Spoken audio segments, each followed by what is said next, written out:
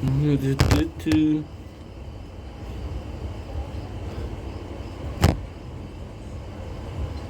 I wonder if you know how it really feels.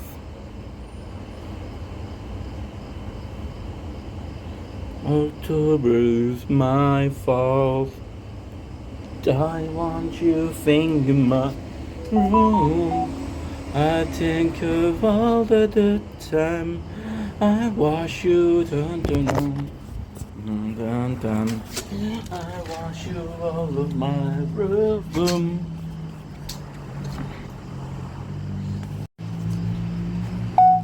Don't blink, ink. Okay, once I come to our show, because they're doing well, because they're having a wonderful day on this 16 October, August 2025. Just came back from the concert. It was really nice. However, we missed a little bit of batteries. So that was to predict. We're using the new phone. The battery is amazing. So, hey, at least that's something.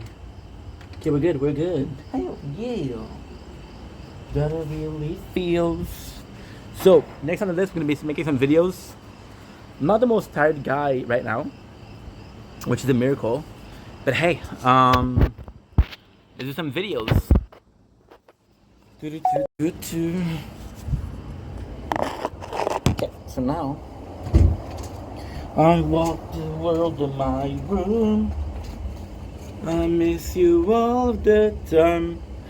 I wash myself the internet just to keep you alive. I want you out of my room.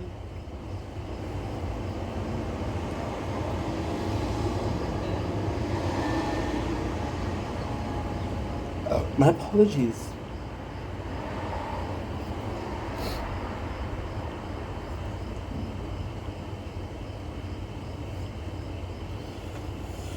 October is my fault.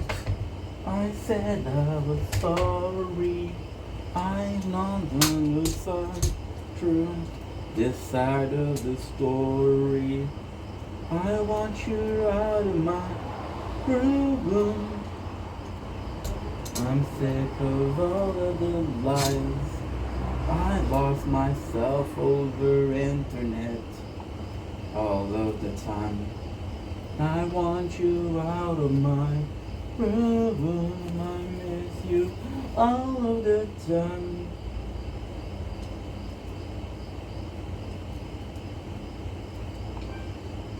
Don't blink, it's your body. Welcome to the show. Because you're having a wonderful day. We're back with some content. It is night. Been a while since we did some night course, so enjoy this night sky. The real reason is because tomorrow it's supposed to be raining most of the day, so I want you out of my room.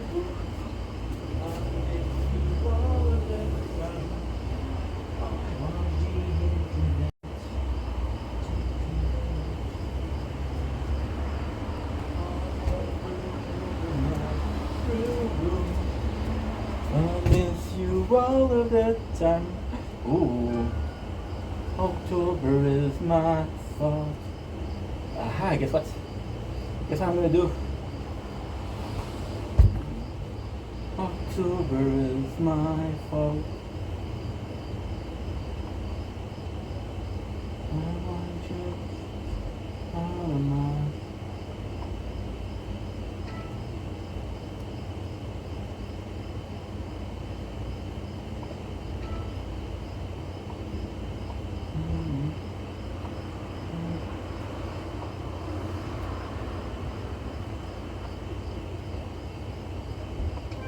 And we're back. Sorry, I wanted to try the.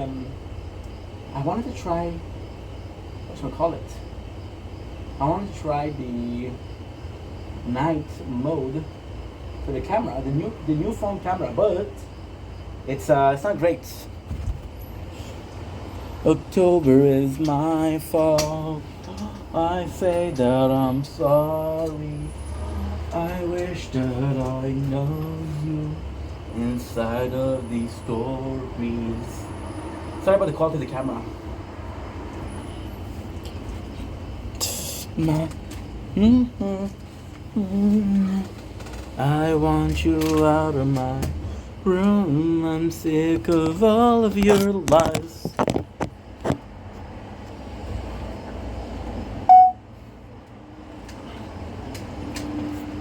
Internet.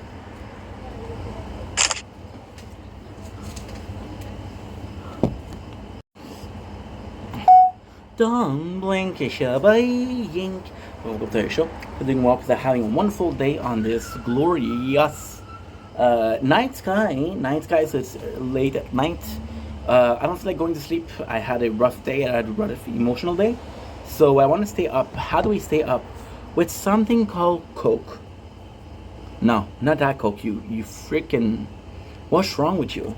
We're talking about Coca-Cola. This one is Coca-Cola. It's a special one.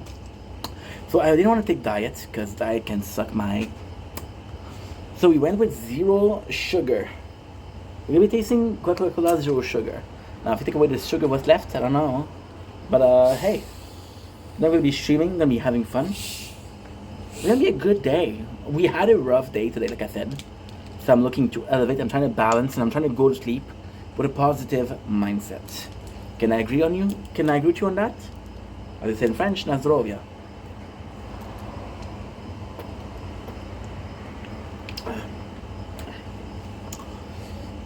I'm definitely more of a Coke guy than a Pepsi guy, I have to say.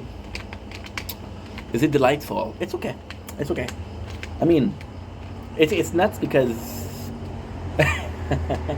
it's not because when you think about Coca-Cola, right? Think about it on. There you go.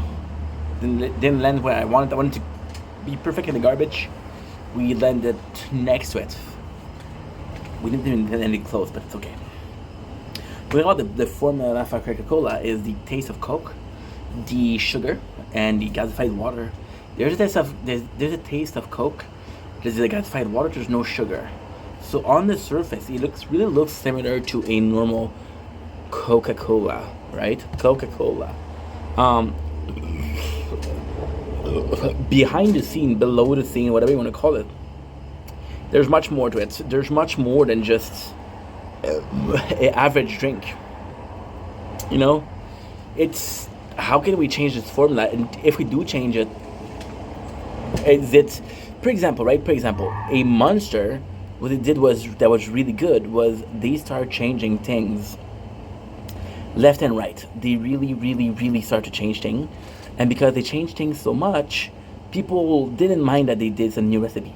Coca-Cola is really a staple in our history. So to change it, it is nuts. You go with no sugar. This is where I kind of want to go. I'm nervous because I got so much to do, and we're not even close yet. It tastes like no sugar. You're still close enough. It's so weird because you're messing with a classic, first of all, so you shouldn't do that. But at the same time, it's close enough for you to be like, yeah, I like this. And it's far enough to say, yeah, this is something different. You know what I mean? So, different enough for you to notice it, but say close enough to say, hey, this is Coke.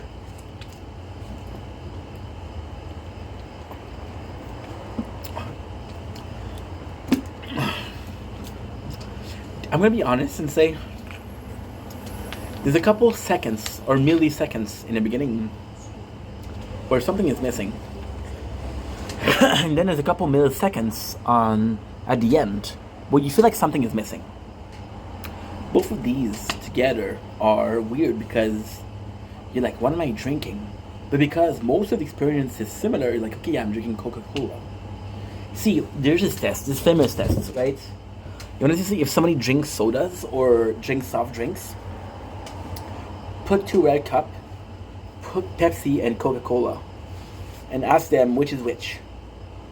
If they don't drink sodas or soft drink, they'll say the same. They'll say they're the same because it's a lot of sugar. It's similar to syrup, and it's just gonna feel the same way. Now, here's the fun part. If you're used to soda, you can actually tell the difference between Pepsi and Coca-Cola. It's actually quite easy. Now, why am I saying all this? Well, because with this one, if you put it in red cup, and ask me what it is, I don't know if I would say Coca-Cola. Right? Now, how is this all important? It's not important. Because as long as the soft drink or the drink that you're drinking is drinkable, the drink that you're drinking is drinkable, and it's a good time. And because it's a good time, you shouldn't care about anything else. And that's pretty much it. Anyway, long story short, peace.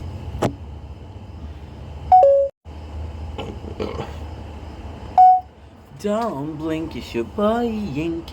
Welcome to the show. Because you guys are doing well, because I'm having a wonderful day on this 16th August 2025.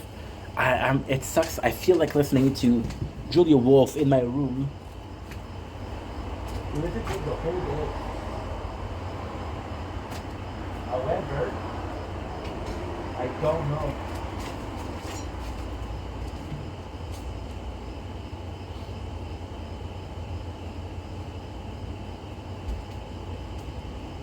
I don't know how I'm gonna be listening to it because I'm recording this hour on all the 3 phones. If I had my 4th phone, it's okay. I could. So this is part 2 to a video that we did this bit before. Now we called my parents, and when I say I called my parents, I called my mom today, and my father texted me. Okay, so this is why I had this reaction today. Now, before we start, I want to say that the first part of this video is a part where I complain and I read about my parents. It is possibly too emotional, but it's also something that I felt in the moment is kind of worth it. So what happened is, again, today I wasn't supposed to work. So the ex-agency, the guy that I complained about, called me and say, hey, I know that you need look how he speaks to me.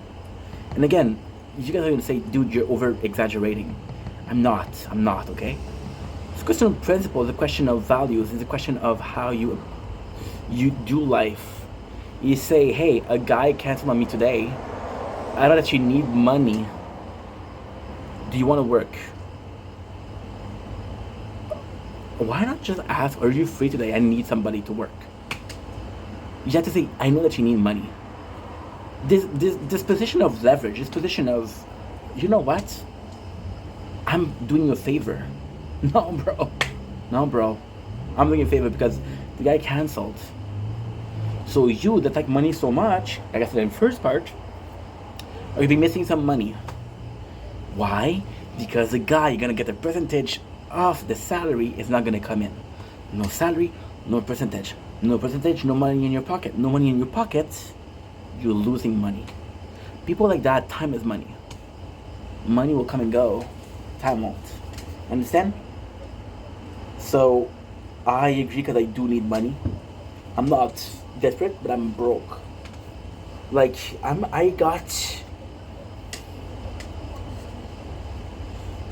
good with money. I'm extremely good with money. I'm extremely good with money. But even being a magician with money, I'm not a magician. I'm not a magician, you know. Part of my neighbor's shit. Sorry. So that sucks. I didn't want to do that. Yeah. It's a bit tougher. It's a bit tougher because, you know, at the end of the day, I do what I can, and what I can is not enough, you know. And that's kind of what I want to talk about. With my parents. My parents, they don't know how much money I have. They don't know how much I work. They don't know what is going on in my life, right? And this is why I was really, really bothered today. But this is my fault, okay? When I was younger, I pushed my parents away a lot. I was like, I don't want you to be part of my life. You're not part of my life. Blah, blah, blah, blah, blah, blah, blah. I want to be my own person, which I did. The reason for that was because my parents were a bit too controlling. So I said, you want to be controlling? You're not going to be able to control me if I just disappear. You want to be a part of my life? You're going to let me do my own stuff, and that's it. So So I didn't allow them to be part of their life, right? But to my defense, I was a sad kid. I was a really sad kid. I was a kid that didn't like life. I was a kid that had this existential crisis. Who am I? There's this question. I have a tattoo. WAI. Who am I? It's a question that's normal to ask. But it's usually when you start changing. It's usually when you take a decision. Nothing changed. I didn't even know who I am. I didn't know what I like. I didn't know what made me happy. I didn't know what was the goal in life. You know? It was rough. It was rough. And then I pushed my parents away because I was depressed. See, my parents, they wanted me to do good. They wanted me, and I didn't want to hurt them, so I pushed them away. You know? And now, because I pushed them away so much when I was younger, they don't feel like I get close to me. Right? My problem is that they don't know me. And again, I'm possibly not the most open person. I'm possibly not the person that is sharing the most. Even when I'm speaking to you guys, most of the videos are going to be on surface. Most of the video that I'm going to do is going to be a principle. Not a factor of this is who I am. A principle. You've been looking at my video for a while, right? And most of you guys, and that's not a bad thing, that is a me problem. Most of you guys won't be able to answer who's Ink. I say, well, I think that Ink's a good dude, or I think he's a bad dude. I think he's cringe, I think he's an asshole, right? And the craziest part, if you watch my video, is you'll be able to say, yeah, I know Ink's opinion about that. But I don't know who's Ink, right? And if I'm being honest, this is so hard to admit. What was the real reason I had so much problem with Ink Vendetta taking so much space? Why did you guys think I had such a problem with not being able to be myself? Because I know exactly who Ink Vendetta is. I know his opinion. I know he's a hard worker.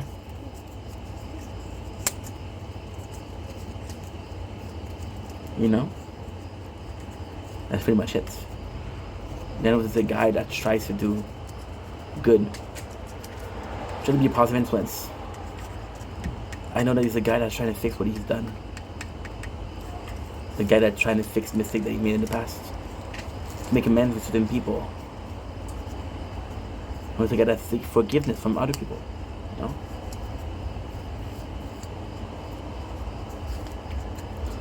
But Stefan is the exact same person. Is Stefan the exact same person because Ink is like that?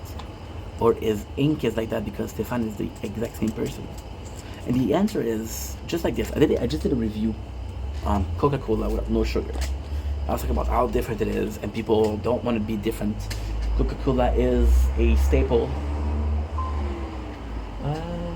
Coca-Cola is a staple. I just got a text. Yeah, Coca-Cola is a staple, right? So as long as you're enjoying the drink, who cares? That's basically it. Like, people don't want to change. People, they want to have this product that they've been having since they were a kid. So change is not good. But then, who cares if there's sugar or no sugar as long as you enjoy what you're drinking? Make sense? Cool.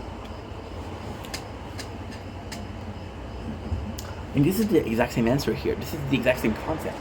Who cares the difference between Stefan and Ink? As long as the person itself is positive. If you find $20 on the ground, you're not gonna ask who lost it. You'll keep it. You'll say, like, what? You know what? I've lost money, and people took it and didn't ask if it was mine. So now that I found money, this is mine. You know? Kind of like a undisclosure karma. What's lost is okay. There's kind of this perception, this universal theory of the reason why you lost something because somebody else needed it more than you did. The reason that you found something that you needed that something more than the person that lost it, lost it. Right?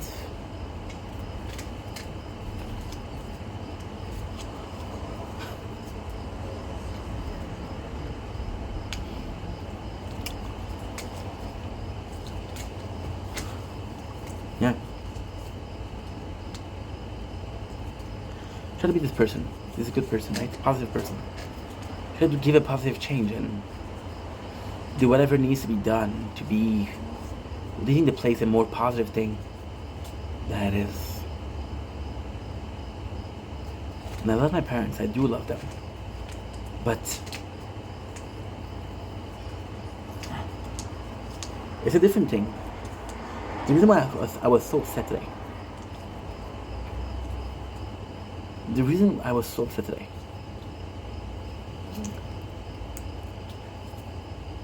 I got a fight with my mom. Who 5 times we talked for 20 minutes maybe, and 5 times she says apologize to Jacob. I just told him Jacob, fuck you, because I had a good job that they were willing to hire me, and he said that I was working for him for something else, which wasn't true. So he sabotaged my chances with the company that was good, so I could go back to him, crawl back to him, and beg, please, dude, give me a job. Give me a job that I can get on my own. Give me a job that you're gonna take a part of my salary. Please, bro, I beg you. My mom, she wanted me to do that.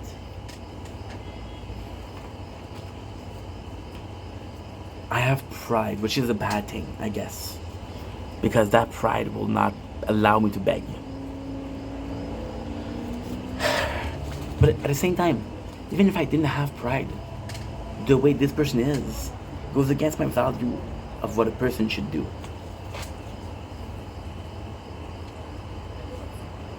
I'm not gonna ask a person that's violent to take care of my kids. I'm not gonna ask someone that's racist to organize a party in my building.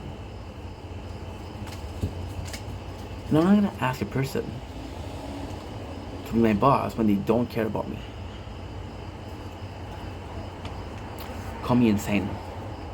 I don't fight my mom with that. And my mom, she talked about today.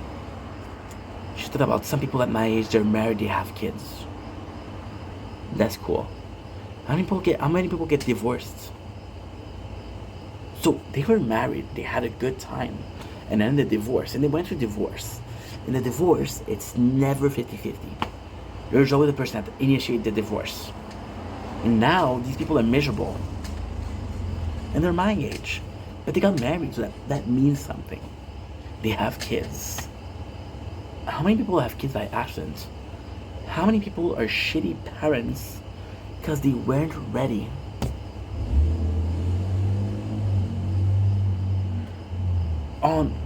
In one phrase, my mom, and I love my mom, not an issue. In one sentence, you're telling me, I don't know if you can take care of yourself. I don't know if you're able to succeed in life. I don't know if I wasn't there, what you would do. And the very next sentence is, why don't you have kids? You're telling me that I can't take care of myself, but you want me to have kids. Hello. My father. My father. I did a video like this, and this is, I promise, I swear to God, this is not planned, okay? Yesterday, I did a video. Yesterday morning, so about 36 hours ago, I made a video because one of my friends, the one that texted today, that texted right now, told me I want to unlive myself.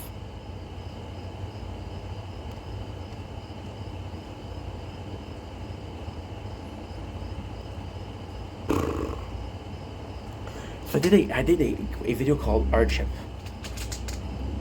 And one of the biggest part of the hardship is hurt people hurts people. My father today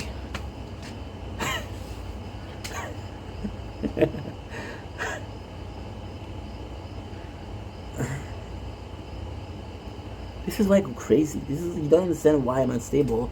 This is why me and my father yesterday, we went to the office to ask for financial aid. Okay? Just financial aid.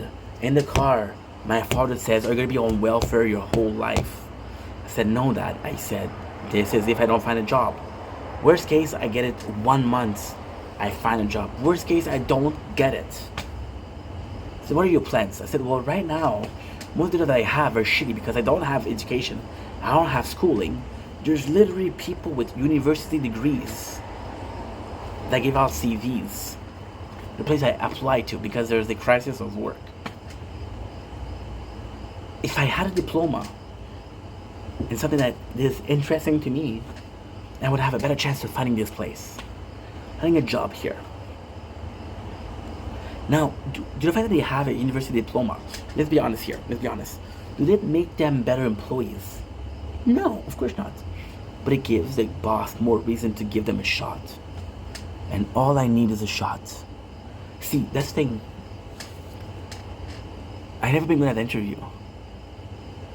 How often did I get fired versus how often did I quit? You know how often I got fired? 2 times. You know how often I quit? 13 times. Been working for 12 years, by the way. So yeah. And then he sent me okay, so this is a long story, but I'm going to tell you either way. And this again, I'm not a perfect person. This is me opening up to you guys.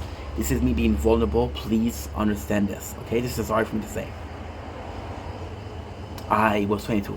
And the worst thing is, I'll talk about my hardship yesterday, which is my biggest depression. I have this girl, and I mentioned this in the depression video yesterday.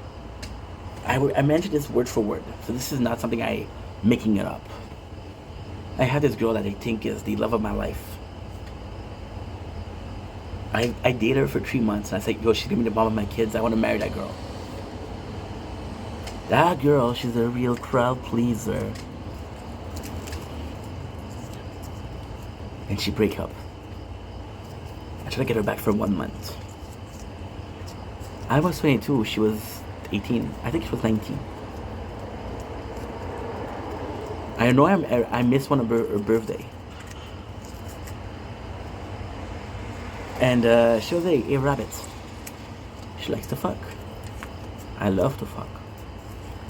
So I tried to get her back for 1 month. Doesn't work. And I started to get horny. Now, this is the craziest story. I did that at 22. This is too much information. I start jerking off. I start masturbating at 11 years old.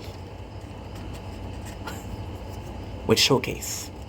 There was a show called The Behind the Scene of Porn Movie. And if you were lucky, you saw a pair of tits. If you were lucky.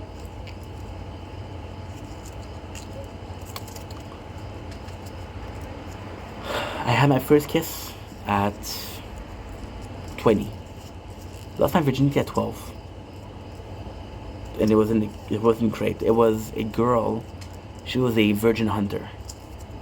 What happened is she was touched when she was younger. So then she wanted to steal the virginity of people, like her virginity was stolen. Long story short, you're a slut. But you give good head, so you're good. My second experience was at 22. For 11 years, no, for 9 years, I jerk off. And I find a girl that's not only good in bed, but wants to do it. I spent a weekend at her place, and we did it 9-10 times. It was really good. I spent a month, and I'm horny. So of course I go back to corn, right? That's what you do. But no, I had a taste of heaven. Why would I go back to mortal? I had ambrosia. Why did I go back to Apple? The cell phone company, of course. There's this girl that likes me. And I do not like her back. Never did. She loves me. And I know that she loves me. So I seduce her just to fuck. And she tells me she loves me. And I say me too, even though I'm lying because I want to keep fucking. I took this girl on a lie and made her promises that I'd never intend to do for 9 months.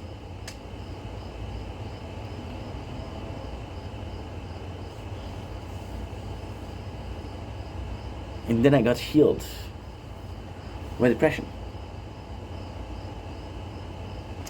You know how I healed from a breakup? I went into depression. Depression killed libido. So when you're using a girl for sex, but you don't have libido, you don't need to use her. You don't need to use, what do you do? I treated this girl horribly. I wasn't mean to her, but I was a nice guy. She knew I was broke. She would make me meals. She would bring pizza. You know how much she was making? Minimum salaries. She was still generous. And I treated her like shit. I treated her like shit. I treated her like shit. Not once, not twice. Every single time I saw her, which is 4 times a week. So then my father tells me this place hires. The place she's working. When I met her, she was working there. Now she's the assistant manager there. I tell my father,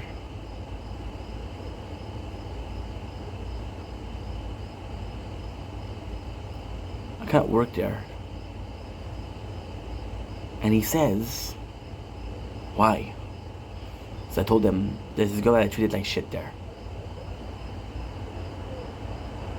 My father says, who cares? You need to pay the bill.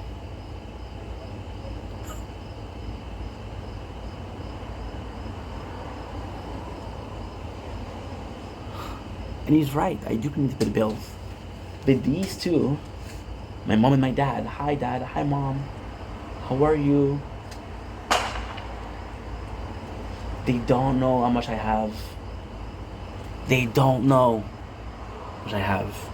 My mom literally calls me at 8 o'clock in the morning, panicking. Steph, do you have enough to eat? I'm like, Mom, I'm fucking obese. I think I got enough food, right? When you'll be seeing me lose some weight, you get to worry. I'm getting fatter every single day. I think I'm eating okay. They don't know. They don't know how much I work. They don't know how much I have. They don't know how much I'm looking for work. They assume. Now, this video started simply. This video started with me saying that I hide stuff from them, which is true. There's a reason for that. I was with my father. I go to my mom's house because he kicked me out. Kicked me out at 18. He kicked me out. And then I go to my mom's house, and it's a pleasure there because I get to do whatever the fuck I want. I get to eat what I want. I get to do what I want. There is nothing in my way to do whatever I want to do. I go to my mom's house for a year. I gained 80 pounds. Went to my father's place. We finished a course for baking. There's a girl in my class, and this is a true story. She tells me, I got a place for you, but I gotta buy the bakery first. So I ask her, when are you gonna be ready? She say, the month of July. I finished the school the month of November. From November to July, which is about 10 months. I spent those 10 months in my room because me and my stepmom, she's giving me shit because she doesn't want me working there because she says I don't respect anybody. But I don't want to be there. I'm forced to be there because, so it's complex. I should treat my father really well because I like my father. But at the same time, I know the situation is temporary. So I am myself. And if you don't appreciate, I'll be gone. I'll be gone in July. But then she wanted me to be kicked out. So I avoid problem. I avoid confrontation because again, I've been kicked out once. I went to my mom's house. My mom won't take me back. It's like my father's place. I'm stuck. I'm stuck. I'm stuck.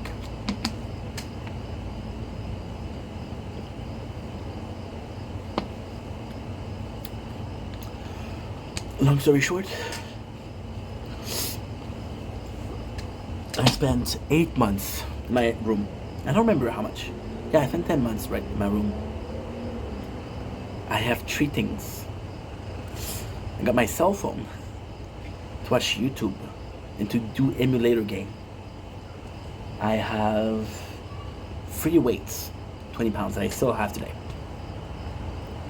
And I got rubber band resistance thing. So in 10 months I lose 70 pounds, right? I am starting work in a week. By the time I start talking to my friend, because again, I went to my mom's house, I was depressed. I came back, I started working out, I started feeling better about myself. I started healing again. I go out. This one night, my father and his girlfriend go into my room. And I didn't trust them. So I put a trap there. I went in their medication cabinet. Tylenol, Advil, vitamin C, vitamin E. What was that? There was another one. I don't remember what it is. And I hide the package. They take his drugs. So I come back the next day. And my father says, "Come here." Said, "Either you tell me what this is, or you're out." Now, okay, so there's 3 things. First of all, how am I gonna get drugs if you guys are always home and I'm in my room? I'm gonna wait until you fall asleep to go get drugs and come back, and I'm gonna do it while you're sleeping, that way you don't hear me? I don't think so. So I go in the cabinet, take out the corresponding things, and I show him. He said, "Why did you do that?" It's because I knew we were gonna look in my room. My father came in. He had the double of the key. He would take pictures of my apartment, because dishes weren't done. Take picture. He took picture of a bag of ramen, because the expiry date, it was expired. So there, you don't care about what you eat. That, Papa, Dad, they're fucking ramens, dude. They're dry food. They'll be good. Don't worry. And if I'm sick, then I'm a dumbass for eating over due date food. That's my fault. I'm depressed. He goes into my medicine cabinet. He takes picture. Now this is all okay. This is all okay. Because once again, it's a feeling of fear. I'm worried about my son. So my stepmom, his girlfriend, one time, she cooked something. And it's not great. Sorry, it's not good. And I'm forcing myself to eat, but at the same time, it's not great. So she said I'm struggling to eat. She says, "What's wrong?" And I said, "I'm sorry, I don't like it." And then she tells me, "You eat 2 years old ramen, but you don't like my food." So I look at her and I said, "I don't eat 2 years old ramen because I don't even know the date. I'll be honest, I don't know the date." And when she said, you know, she says, "I saw the pictures."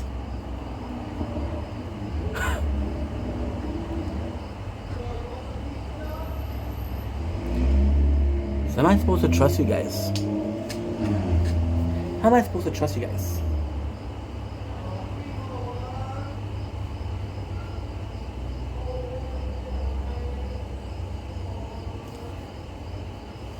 So what I did, I started hiding stuff.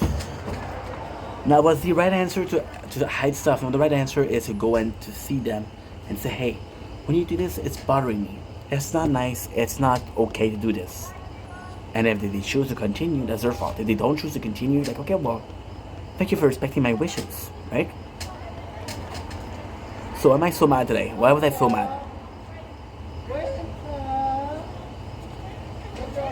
Why was I so mad?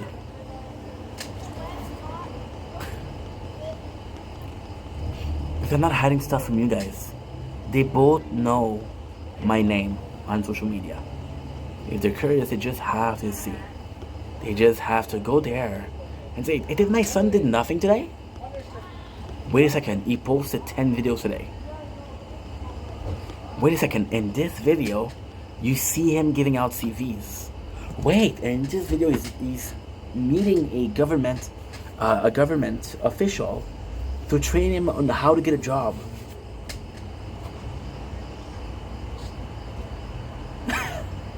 Wait, on this video, you see him working.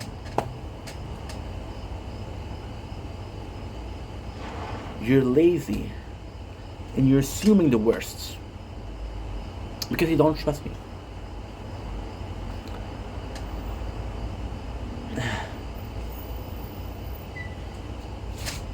Now it's one thing to not trust a person because you don't trust them because they're bad people. It's another thing to know that there's proof out there and not look for them and accuse them. Them, the neighbors, how often did they ask me, hey, did you steal garbage out of the balcony? No, I didn't.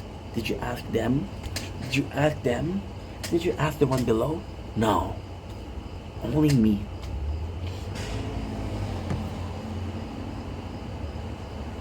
And then they literally had to cut somebody else.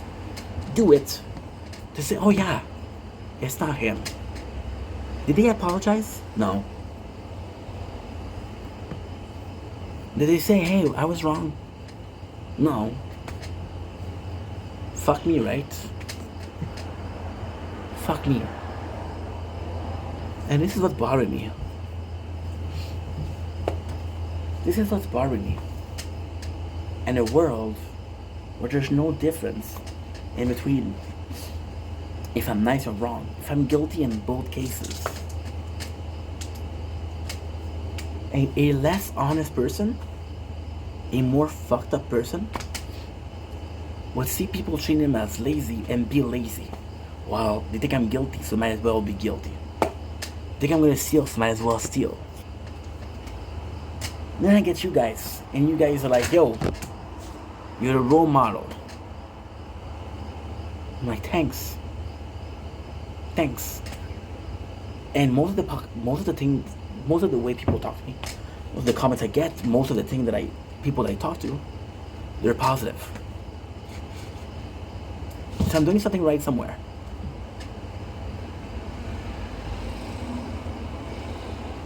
It bothers me. I had this job with the agency that I didn't like.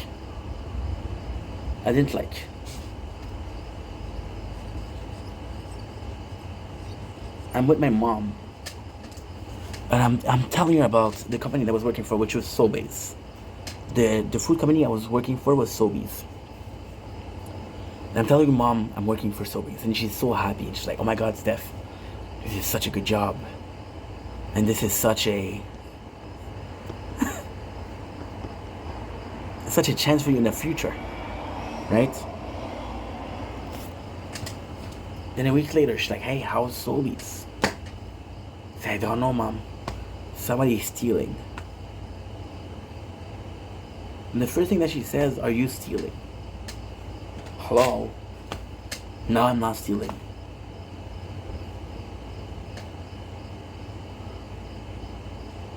And then I tell her that it's a sad thing because the boss at Sobeys is a really nice guy.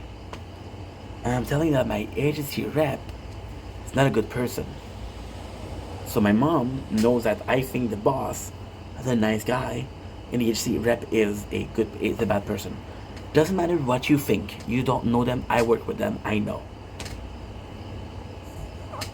Let's an example. My neighbors. The man's a cheater. The man is fucking 80 years old. He's not gonna cheat. He doesn't get it up anymore. Poor guy. I feel sorry for you. See, I'm an asshole now because I'm pissed off. My neighbors is cheating, and I know he's cheating. And you're still like, oh, he's a really nice guy. No, he's not. He's not, because he's cheating.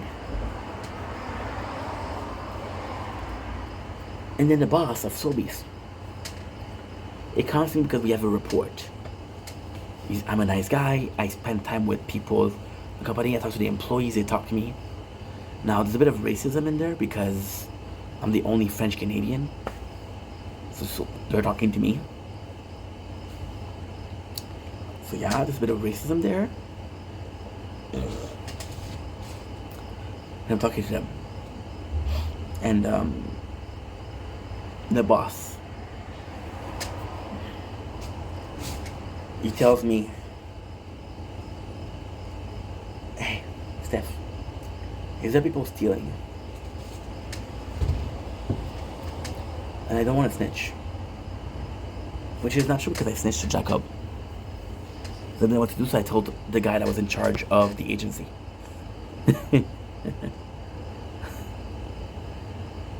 I ask him. And he tells me, please tell me. Then I said, I'm sorry, I can't answer. And that scared me. And he tells me, I know I'm asking for a lot. I'll give you a day. Please tell me.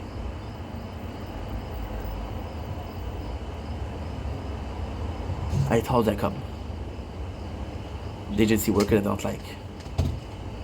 Jacob tell me, don't forget who you're working for. Don't forget where your loyalty lies. Are you an agency worker? You're working for him. So tell my mom that. And my mom tell me Jacob is right.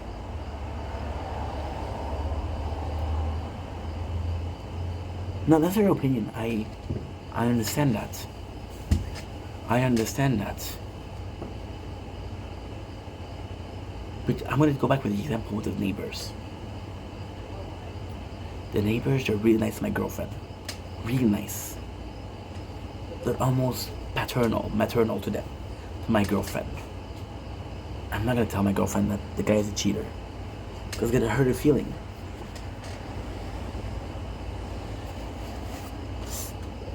I know he's a bad guy, but I'm not going to tell him.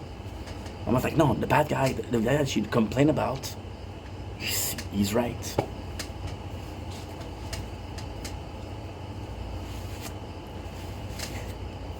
And she tells me, don't bite the end that feeds you. You're right. You're absolutely right. I agree with that. On one hand, he's feeding me, but the other he's hitting me. It's like a dog, right? I'm the dog in this scenario. I keep coming back for abuse because I need food. And the guy's like, come, I'm gonna give you food. And on the other hand, slaps me. Again. What about the bully? What's wrong with my bullies? Who was wrong? In the end, I was wrong. Because for 8 years, I let the guy bully me. I never complained to the boss. I never fought him. I started answering. After 6 years. A bit too late.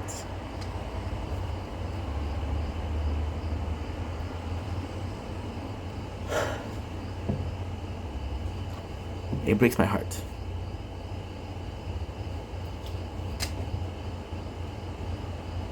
It breaks my heart.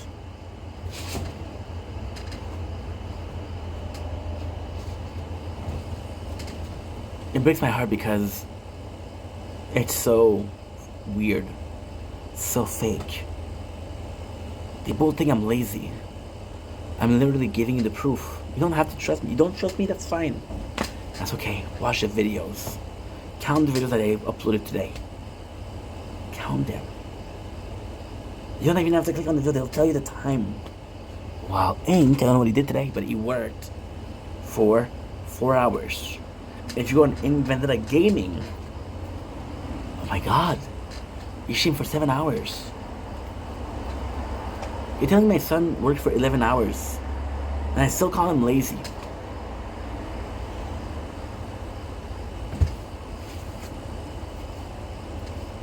Am I the perfect kid? No. No. But I don't tell them I'm the perfect kid. I don't tell them I'm perfect. They're not gonna believe in it until it brings money.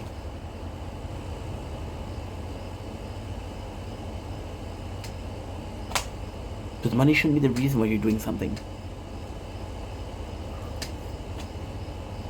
I could suck dicks for money. Am I doing it? No. No. If you follow the logic, me sucking dick for money is more valuable use of my time than following my dreams.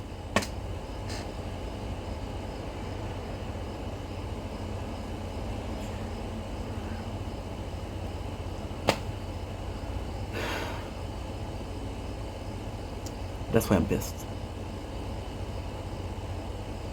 Because the role model that I have, the blueprints of my whole entire being, the two examples I had growing up are both leading me in a direction that is wrong. You wanna know why? When I was young, I didn't like working. I'm gonna be honest with you. I'm gonna be very honest, okay? Very honest.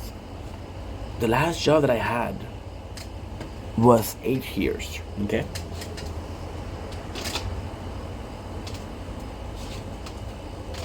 And it was the best job that I ever had. Still, 38 hours out of the 40, I had music. The last 2 years at the job, I was thinking about social media. That was my favorite job. You wanna know why I don't like work? You wanna know why I don't like working? Because I grew up with a dad that all he had to talk about was work. He didn't have personality. He didn't have dreams. He didn't have inspiration. He didn't have a personality. I grew up with a dad.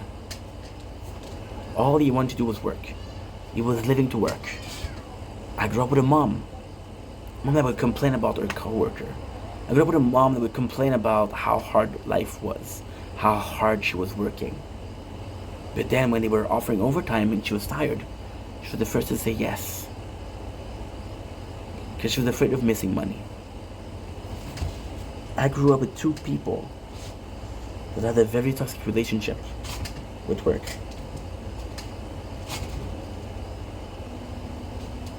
My dad.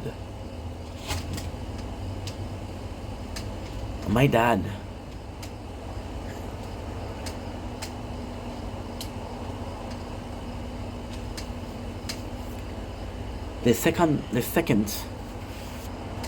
my stepmom isn't around, they'll call me. Say, you wanna come over? I feel lonely. My mom,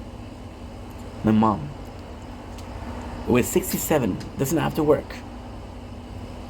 She'll be 67 in 4 days. She won't have to work. She doesn't need to work. Tells me, Steph, I'm depressed. Ask her why. She said, I want to go to Egypt. I said, why don't you go to Egypt, Mom? I have to work. So I tell her, why do you need to work, Mom? She tells me I'm going to be bored otherwise.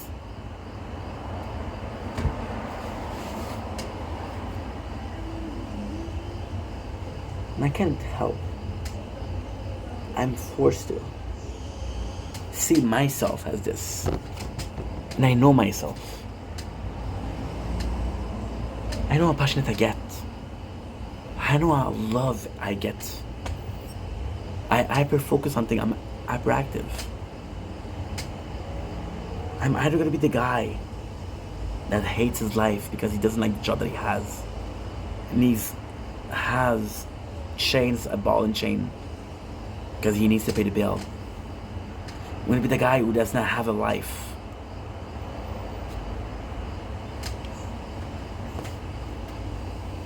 Because he worked too much. I'm always that guy. How often do you see me not working? How often am I not doing anything? How often do you see me getting tired?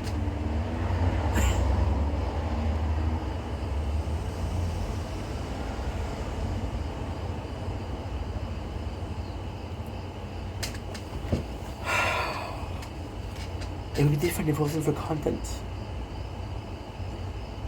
And both of them are saying give up on content, it's not gonna work.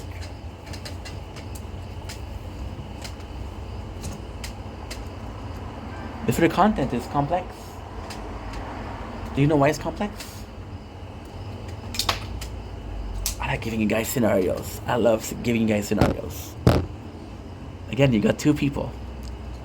The first one met the love of his life. Look, Dylan Ardy, I don't know you, dude. Why are you inviting me to be guest on your life? What if I was a racist piece of shit that came in and said the N-word? Oh, I invited him to my guest. I don't know him. You're dumb. I get people sending me poop videos, bro. Poop videos. People pooping. Oh, wow. This is the best video I've ever seen. Amazing, dude. Thank you so much for sharing, bro. Wow. My name is Ronnie. I'm an addict.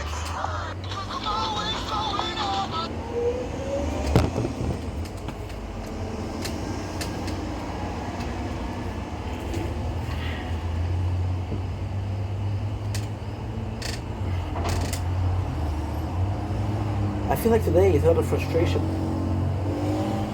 Because I feel disconnected from my parents. I feel disconnected. I feel like I don't have a voice.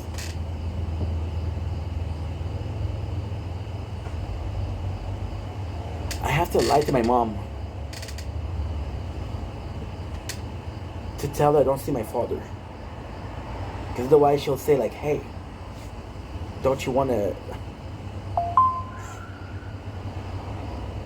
I have to lie to my mom.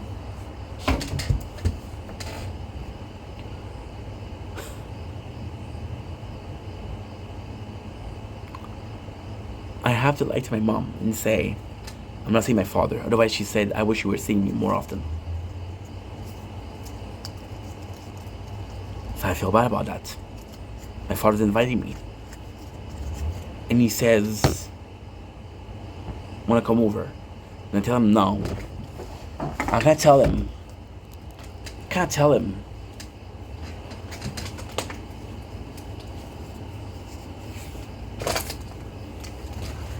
That my mom feels like she also deserves to see me. Because then he'll say like, oh, your mom is jealous of me. I'm proud of that. But then that I can't see you, I'm busy. Which is a lie, right? If they tell me something like, hey, you're still wasting time with your social media. Time to have your priorities. I'm working, dude. This mentality of a 9 to 5 is so toxic. So fucking toxic. If you're doing something that you like doing, you're not gonna see time pass. If you're doing something that you don't like doing, you're gonna need time to pass faster. Life is short, guys. Enjoy. Seems like a simple principle. I guess it's not. If you truly love your job, you would call a 9 to 5. Think about your job after that. My parents love their job.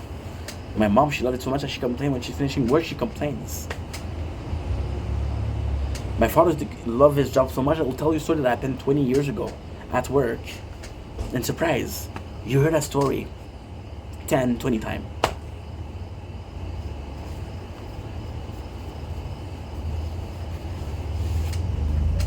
I feel disconnected.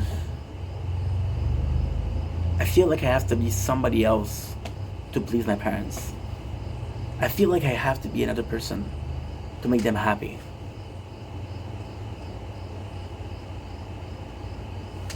I had an interview to Starbucks last week that we missed because I didn't have my phone. You remember when it's broken? Yeah. They said, dude, you lost a job.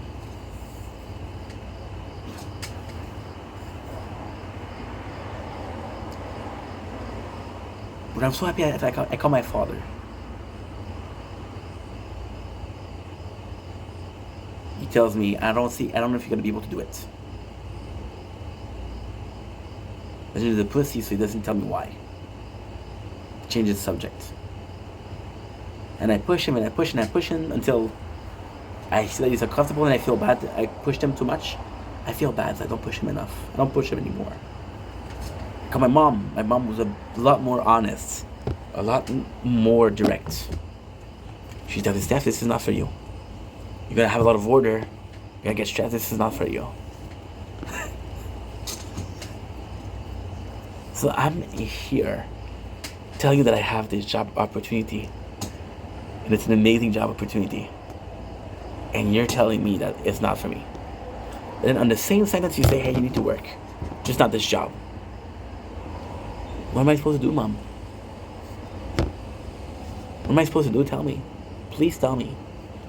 Please tell me what I'm supposed to do. Please tell me how to live my life. Please tell me how to spend the next 70 years of my life. I'm 32. So luckily, if I was to work in a place I didn't like, I only have to do 33 years. Oh, you want to do some math? Okay, let's do some math. Let's say you're working 11 months a year. Take out the vacation, take out the Christmas vacation, blah, blah, blah, blah. 11 months, right? So you do 44.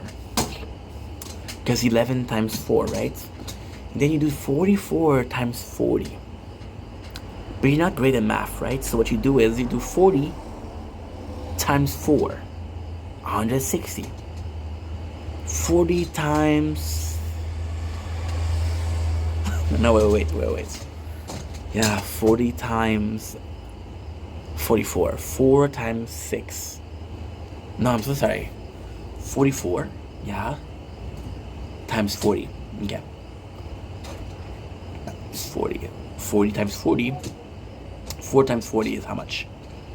It's 160. 4 times 4. 16.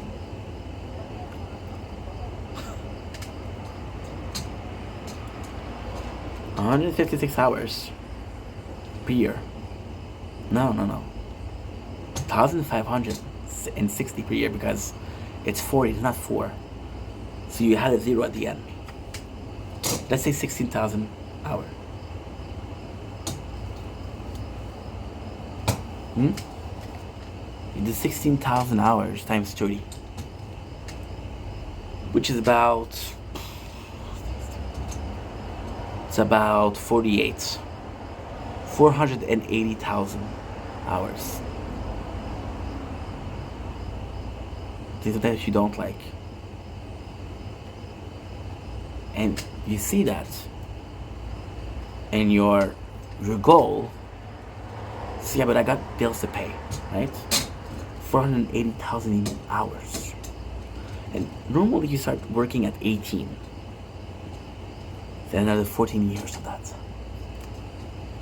Then if you're lucky, get a 2-week vacation to Cancun every single year, right?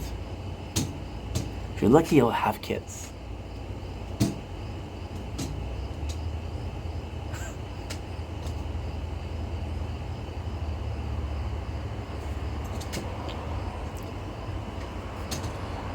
People wear those balls and chain proudly. I don't. And I'm lazy. Not to kiss my own ass. But if you're watching this and if you made it 54 minutes, how many people you follow that works as hard as I do? How many people that you know gave up before 4 years? How many people you know would have done this 4 years with no monetary incentive? How much did I make from social media? 900. How much is that costing me for rent? 675. Yeah. I got a month and a half. Wow.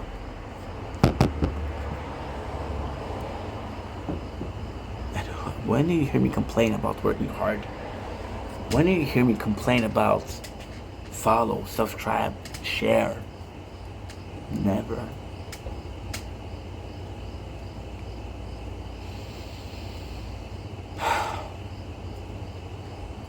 I'm not a parent, I'm not a father. But if my son, my daughter, my non-binary kid is being inclusive, did half of what I did, I'd be a little bit more understanding about not calling him lazy.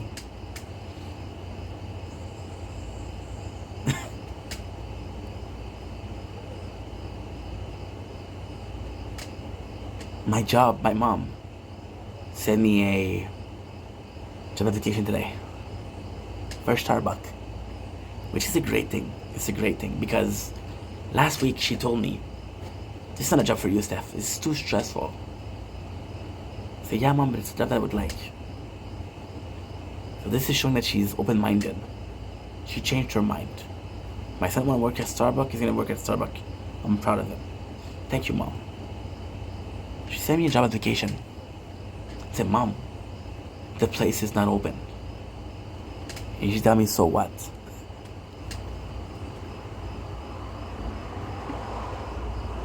Well, if it opens in 2 months, what am I going to do? I'm going to be waiting for 2 months?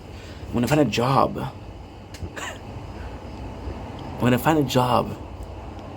Then I know I'm going to quit after a month and a half. What's the point?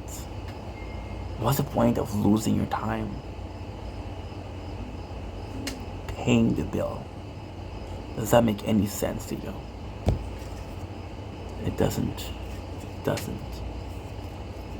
It doesn't. They're gonna wake up one day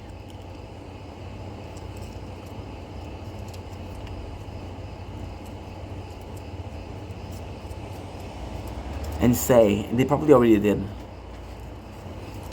and they say, my son wasted his life. I failed. My mom said the word, where did I fail? My father says, I don't understand, I raised you so well. What's wrong with you?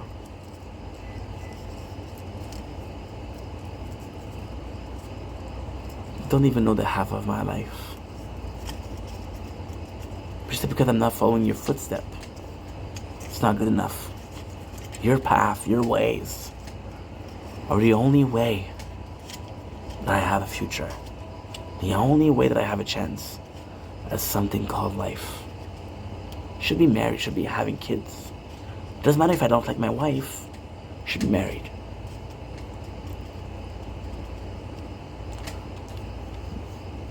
Do you think they know what it's like to date in 2025? My father says at your age I had a house. Do you think they know how much a house costs nowadays?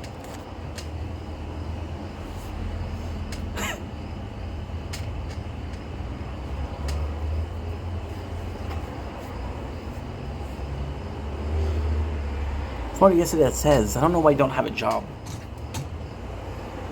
When I tell him I got 9 interviews, and I ask him the question, do you think I don't do anything? Because he asked me, you'll be on welfare your whole life. And I'm like, you know how much I apply? He says, well, I don't know. I don't see you applying. So I tell him, I told you I had interviews. I told you they had to call me back. So you're telling me that I'm lying about giving a job. I'm lying about failing an interview. Why? If I was lying, I would say I would succeed. I have a very simple solution. I can lie and say, Mom, Dad, I have this job and I fucking hate that job, but I'm making enough to pay the bills. And they'd be happy. It doesn't make any sense. It doesn't make any sense.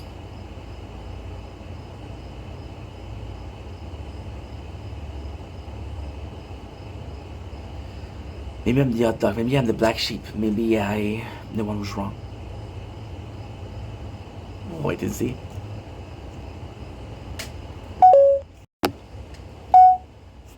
Salut, c'est ton Channing, j'espère que tu vas faire une journée en ce 16 août 2025.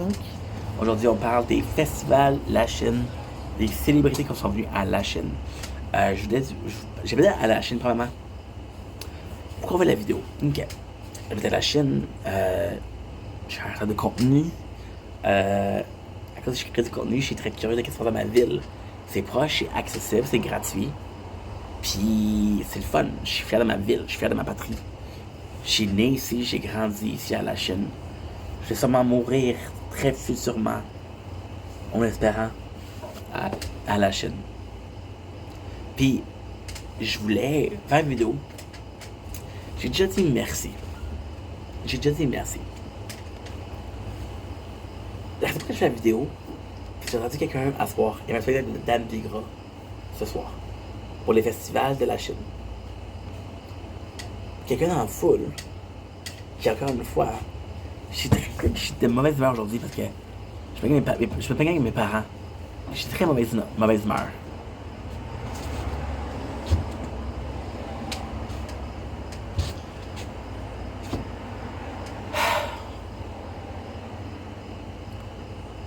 Quelqu'un qui dit dans la foule, il dit qui c'est qui veut voir Dan Bigra? Mon gars, t'es venu dans un spectacle pour voir Dan Bigra, pis tu dis ça. On a eu des spectacles. On a eu Marjo pour la Saint-Jean. Est-ce que j'aurais payé pour voir un concert de Marjo? Non. On a eu des de Dan Bigra. J'aurais-tu payé pour un concert de Dan Bigra? Non. On a une humoriste aujourd'hui, Julie Fortin. J'aurais-tu payé pour voir Julie Fortin? Non. En passant, elle était pas payée la fille, fait que je la suivre. La suivre sur TikTok. À mes yeux, c'est incroyable. Julie Fortin. Ouais, je suis avec mes parents aujourd'hui, là. Les deux.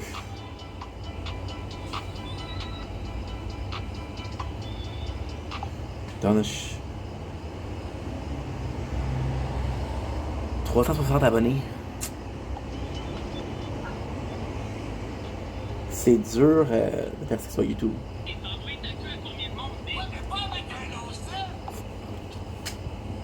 C'est sûr que ces spectacles-là, j'aurais peut-être pas payé pour ça. C'est sûr, puis en plus, québécois, Motogod, c'est sûr. Mais il faut prendre le temps de remercier qu'est-ce qui se passe. On a eu un maire qui, si la rumeur est vraie, je ne sais pas, qui aurait beaucoup volé au fond, au budget de la Chine, pour la culture de la Chine. On a une mairesse qui est de 1, super gentille, de 2, super impliquée, de 3, qui s'intéresse au lait chinois. Trouve le moyen de se plaindre. C'est simple la vidéo aujourd'hui. Je suis le premier à dire que, est-ce que je m'en fous? Je m'en fous. J'ai 32 ans, c'est la première fois de la Chine à laquelle j'assiste. J'ai 32 ans, j'ai assisté à 3 spectacles de la Saint-Jean. Puis si je n'aurais pas de contenu, je ne l'aurais pas fait. J'ai 32 ans, j'ai assisté à 4 parties de la Fête du Canada. Si j'avais pas de contenu, je serais pas allé. On se plaint tellement. Je trouve que c'est important de dire merci à choses qui sont importantes. Tu sais, on se plaint de ben là, il y a beaucoup de... C'est pas un spectacle qui m'intéresse. C'est-tu pas de spectacle? C'est pas de spectacle. Il y a des mercredis de pique-nique musical. Puis l'autre fois que je suis allé, quelqu'un s'est plaint. Parce que l'artiste, il disait, hey, j'ai de la merch en arrière. Si vous voulez acheter. La fille, l'humoriste qu'on a vu aujourd'hui, Julie Fortin. Elle dit, suivez-moi sur mon TikTok, c'est important. Ça aide l'artiste beaucoup. Puis qu'avec c'est plein. Si pas là, il y a quelqu'un qui a dit, t'es pas là pour plugger tes affaires.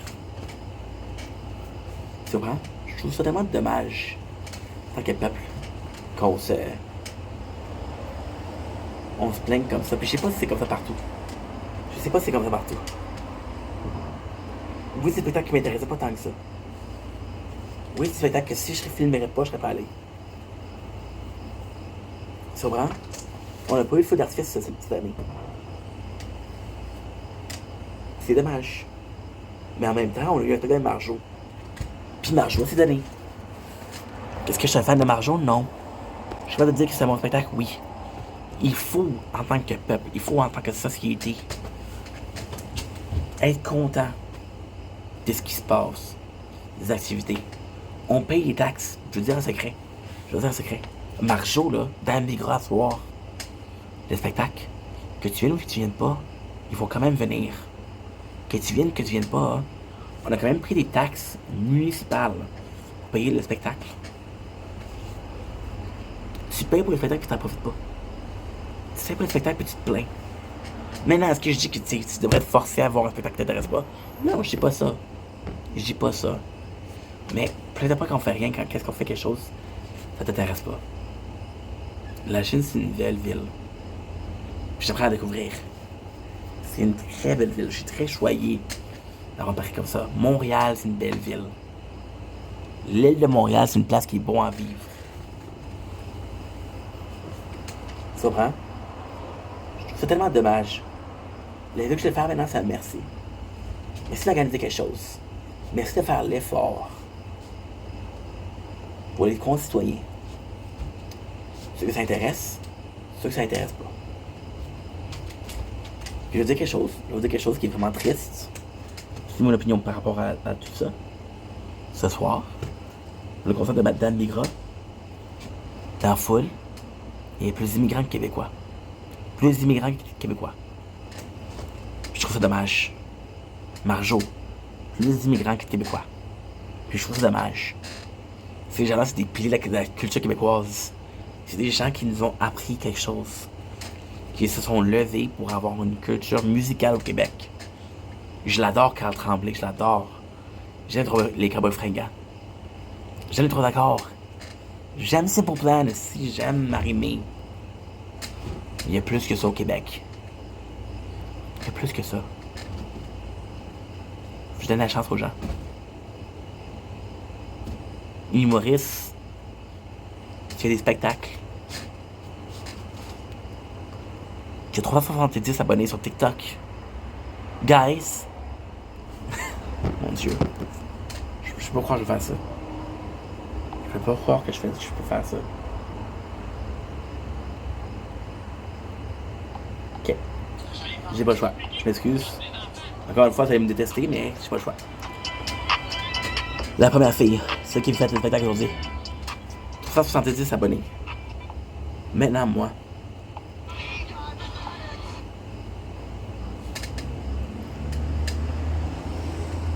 8952. Est-ce que je suis incroyable? Non. Est-ce que j'ai fait une moins bonne job qu'elle a fait? Oui. J'aurais-tu les couilles de faire un spectacle? Non. J'ai aimé le spectacle? Pas tant que ça. Mais Chris, ça s'est levé. Chris a fait l'effort. Chris, ils ont fait l'effort d'organiser quelque chose. Le monde s'en fout. Oui, je suis négatif. Puis oui, ça a rapport avec la bataille avec mes parents. Ça a rapport avec ça, oui. Mais à un moment donné, faut qu'on se lève comme société, puis faut qu'on dise, garde. Faut qu'on encourage nos gens. Faut qu'on dise merci. T'as pas un spectacle, vas-y pas. Mais bâche-le pas. C'est tellement dommage. Qu'est-ce que c'est? Je vais pas dire que c'est québécois parce que c'est pas québécois. C'est pas même la société, par exemple. On a des élections. Puis on regarde ça. Puis on voit qui a gagné. Puis le gars, il fait son spectacle, il fait son speech de remerciements. T'as la moitié de la foule qui est comme, hey, sans colisse. Qu'est-ce qui m'a brisé le cœur? Hey, je me plains tellement aujourd'hui, là, mon Dieu. Mon Dieu. Pourquoi je suis fâché que mon père m'a traité de paresseux aujourd'hui? Mon père m'a traité de paresseux. Il sait juste pas à quel point je travaille. Parce qu'il s'en fout de ce que je fais. C'est tout. On avait un... cette année en plus, cette année. On a eu Jagmeet Singh. Qui a donné son discours de départ. Il a arrêté de la politique. Est-ce que j'ai volé Jagmeet Singh? Est-ce que j'ai voté? Non. Est-ce que j'ai déjà eu l'intention de voter Jagmeet Singh? Non. Pas en tout. J'aime pas son parti. Le nouveau parti démocrate, je l'aime pas. C'est un parti de gauche. La gauche, le communiste. Le communiste, ça marche pas. Comprenez ça? Ça va pas marcher. Ça marchera pas. Le capitalisme, ça marchera pas non plus. C'est pas un système parfait. Système de survie. Pourquoi je parle de ça? Il a fait son spectacle, il a fait son speech de revoir. Puis t'as Bernard je me rappelle même plus c'est quoi le gars du Parti québécois. Il a fait son speech en même temps que Jagmeet Singh. Pourquoi? Pourquoi on est au Québec? Tu sais, je suis tellement fier de la chaîne, je suis tellement fier des spectacles qu'on fait. Mais j'aimerais ça que je vous dis pas, encore une fois.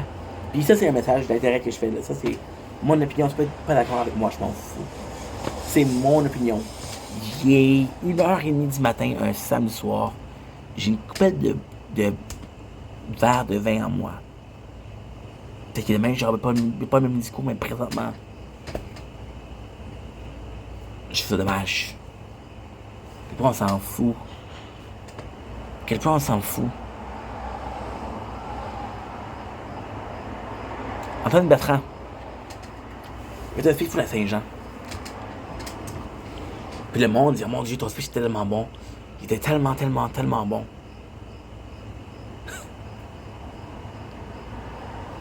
Puis Antoine est allé voir les interviews. Puis il dit, j'ai été chanceux. T'as pas été chanceux, mon gars, t'as travaillé fort, là. Les boucons. T'as fait louer Cyr. T'as juste un paquet de trucs. T'as vargé, mon homme. Tu nous as rendu fiers. T'as porté le Québec sur tes épaules. Ton speech était bon. Mais ta carrière complète, ça a été de mettre le Québec en avant. Il y a eu de merci. Merci qu'il y a eu, c'est fait un bon speech. Ça fait 20 ans que je fais de la carrière. Ça fait 20 ans que je porte l'étendard du Québec. 20 ans que je nous représente à l'étranger. Il est où mon merci? Il est où mon bravo? Je comprends pas. Je comprends pas. Je comprends pas.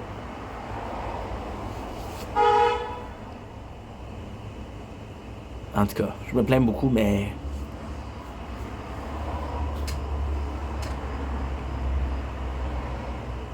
En tout cas. I miss you all of the time. I bought myself on the end. Just to say goodbyes. I want you out of my rooms. I miss you all of the time. I walk the internet.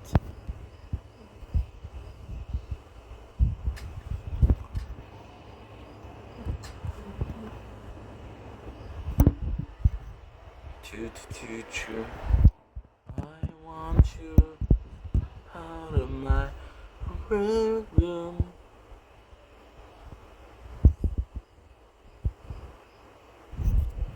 1h35.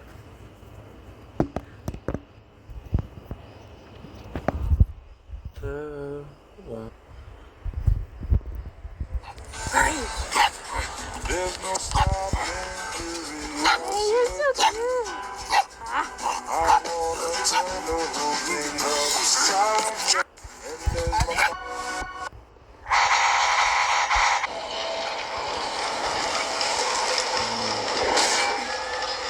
moment the man touched the ground, his body instantly.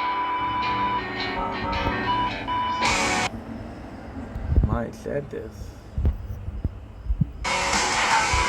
Which one is AI? One. The second one is AI. Yeah. Medium. The first one is AI. No.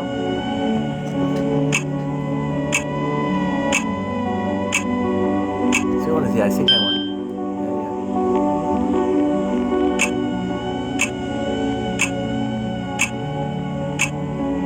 First one is AI. Which one is AI?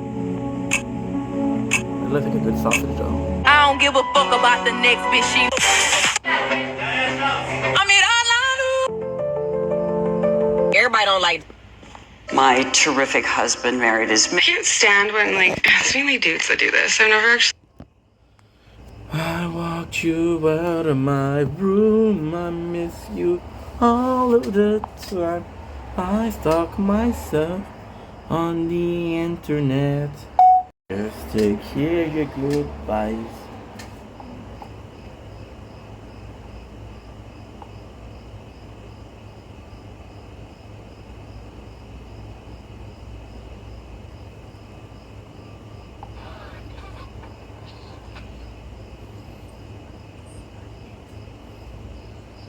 Les enfants des honneurs, pas de photos en plus. Yes, queen.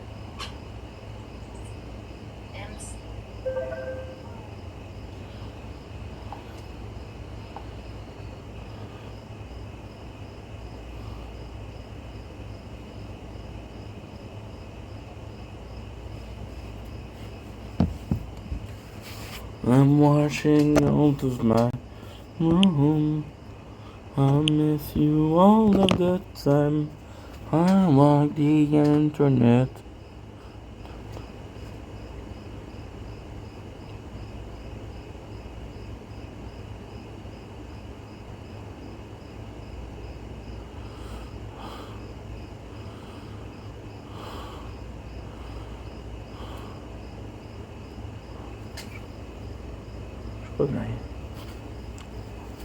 Je sais pas.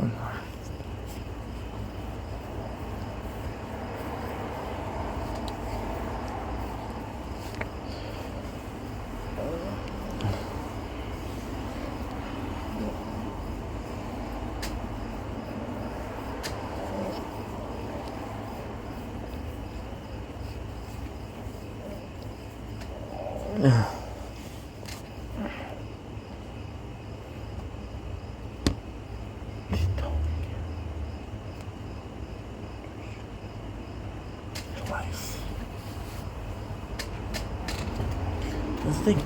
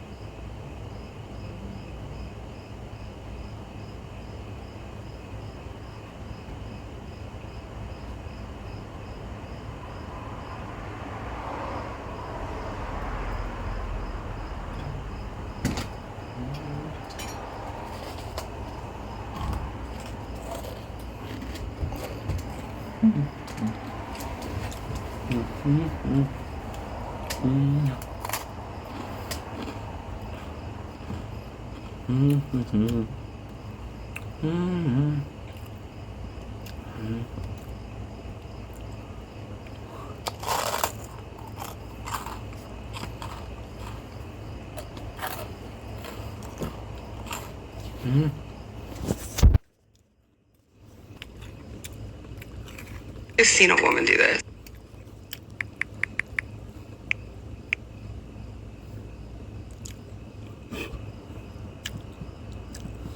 But Mademoiselle est sucrée, donc bien évidemment. Ça fait quelques semaines que je suis retournée.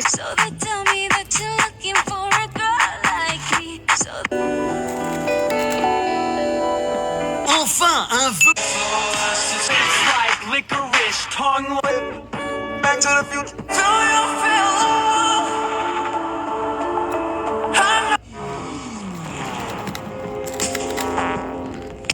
Hey, AJ. You look 12. Can you find a grown-up to tell me that? Do not move your hands. See that? Grown-up.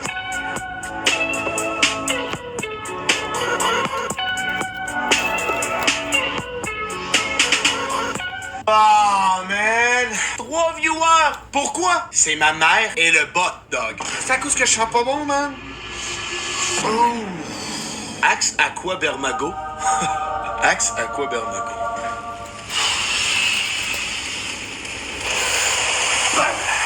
Oh, oh, oh! Holy hell! 5000 viewers, mon pote! God damn! Back. Bon,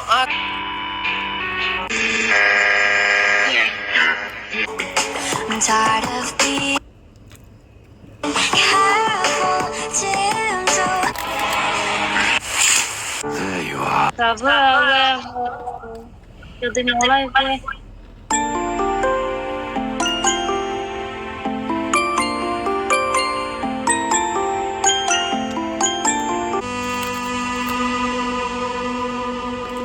How you feeling? You good? I feel okay. You did good. I got second to last. I know. It's okay, right? That happens, you know.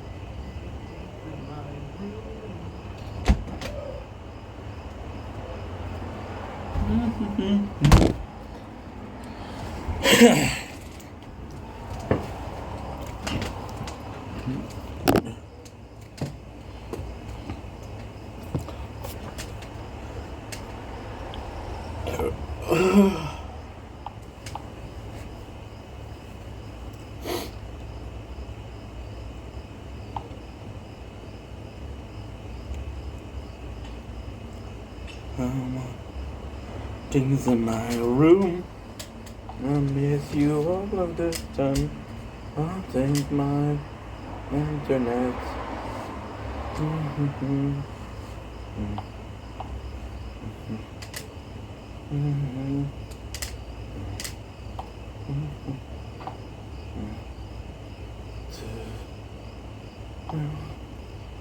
Anything, man.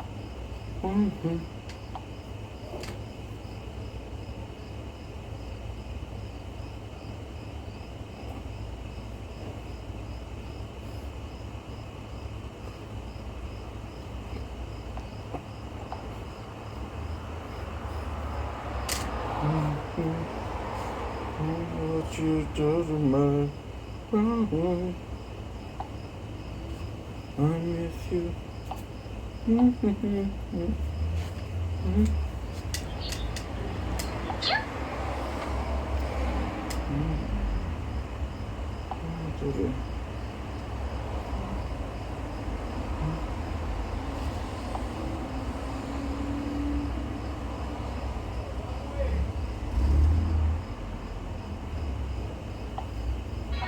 Do you want to taste it? How dare you?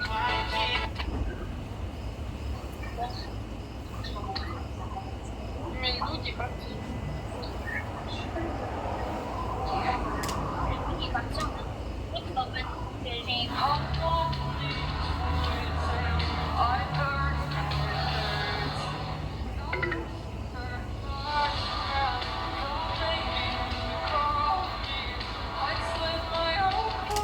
Just to see if you mourn me.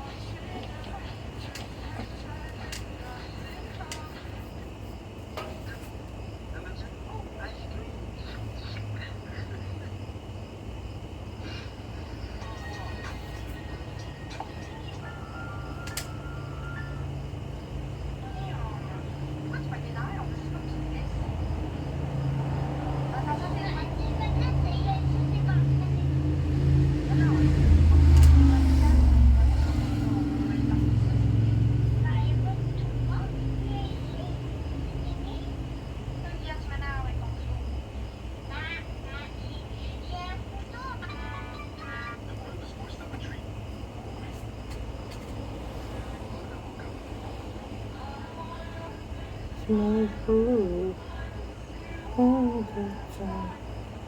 I watched it.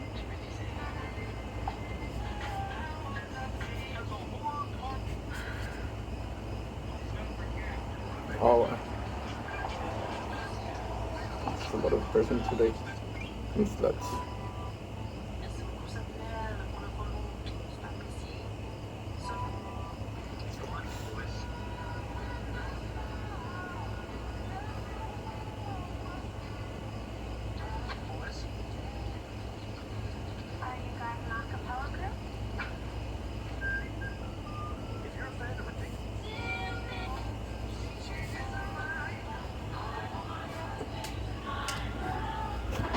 You all the time.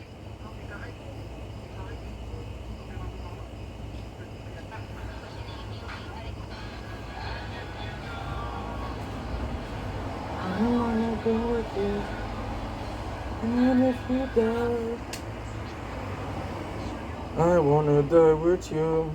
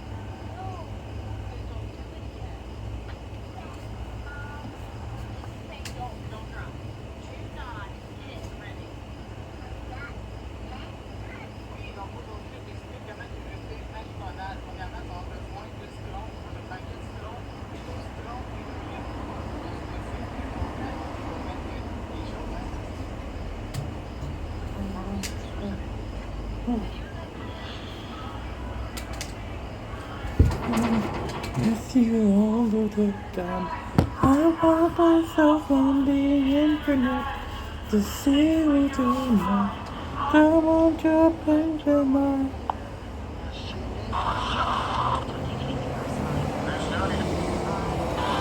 I want the What are you doing?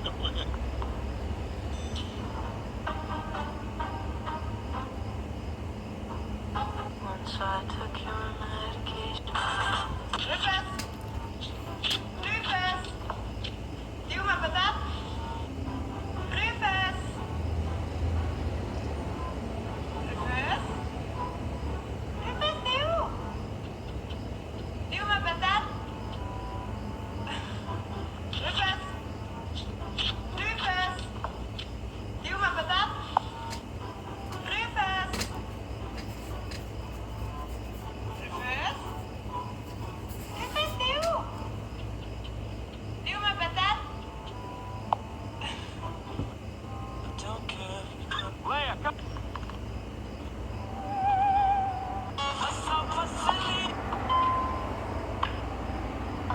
I literally.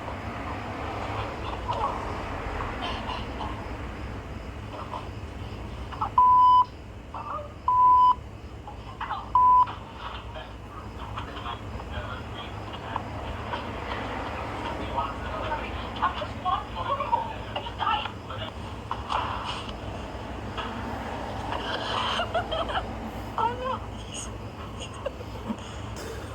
Let me come up.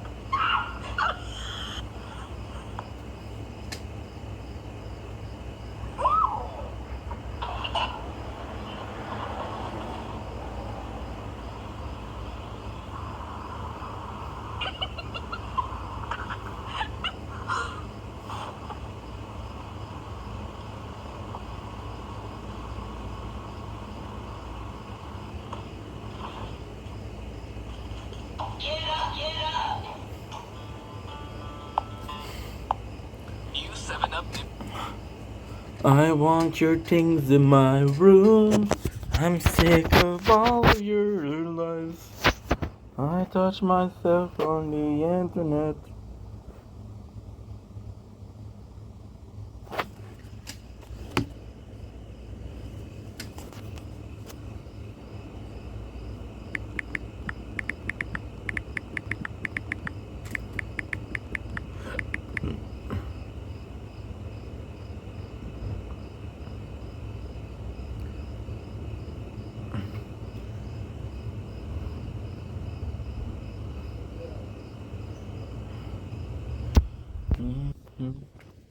Things in my room.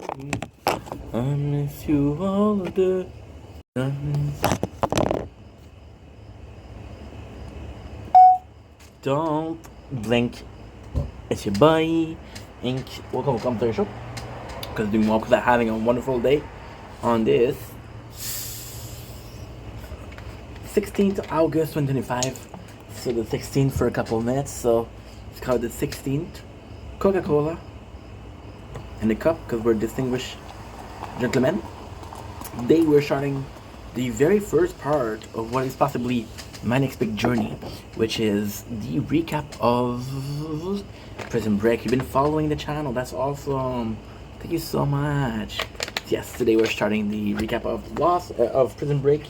I'm saying Lost a lot because the last time we did the Lost recap was 2 days ago. So yeah, this is brand new. This is the very first episode. We did watch this a lot. However, Fred, I'm gonna do something that is nonsensical for attention and algorithm. Bon appetit. And literally hear it. Nice with that.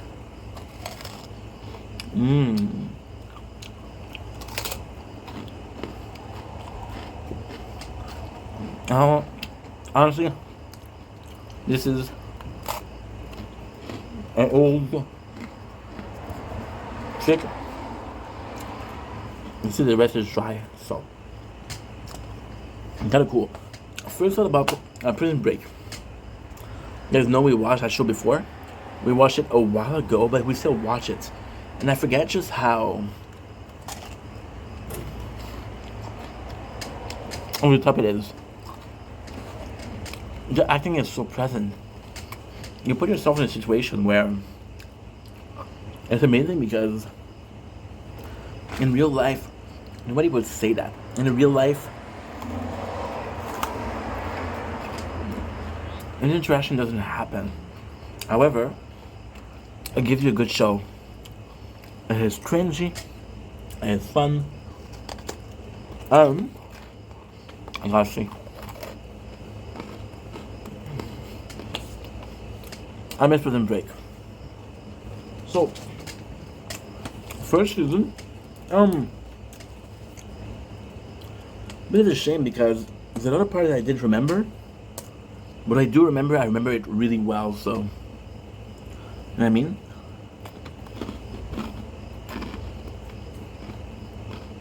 I'm not eating. To be long? Not sure as to why. Again, I'm going to be using visual cue to help me with the recap. We did a lot, we watched a lot today.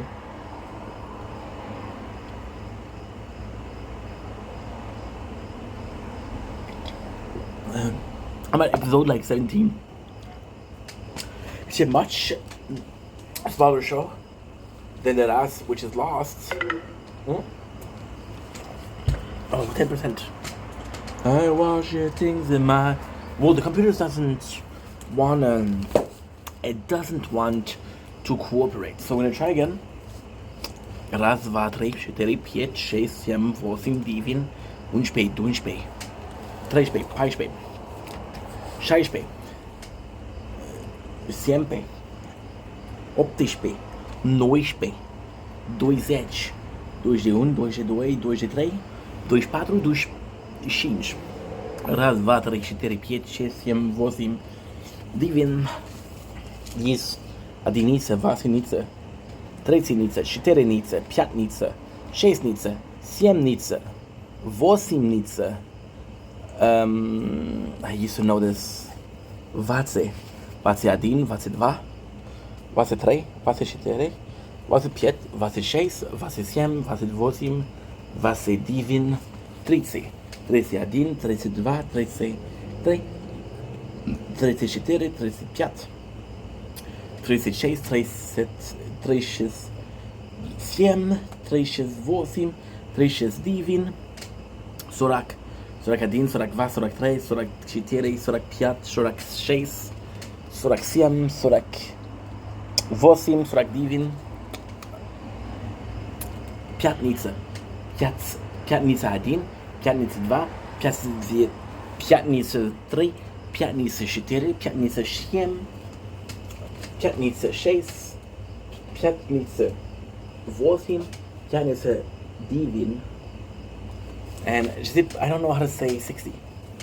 I don't know. 1, 2, 3, 4, 5, 6, 7, 8, 9, 10, 11, 12, 13, 14, 15, 16, 17, 18, 19, 20, 21, 22, 23, 24, 25, 26, 27, 28, 29, 30, 31, 32, 33, 34, 35, 36, 37, 38, 39, 40. 1, 2, 3, 4, 5, 6. We did this already. So 2, 5, 6, 7, 7, 8, 9, 30, 31, 32, 33, 34, 35, 36, 37, 38, 39, 38, 39, 40,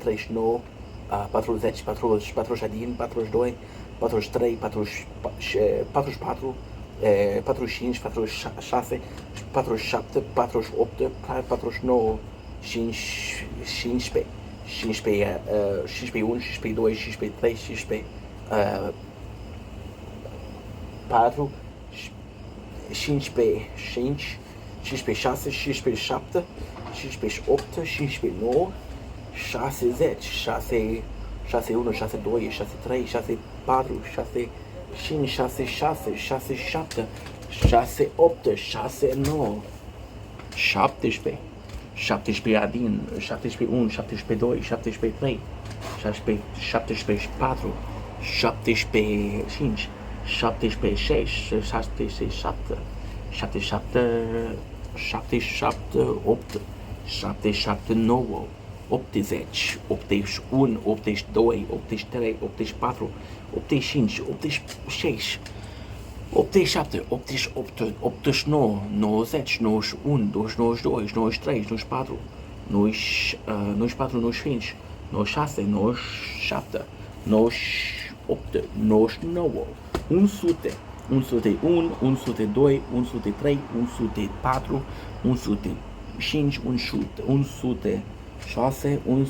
106, 107, 108, 109, 109, 110, 111, 112, 113,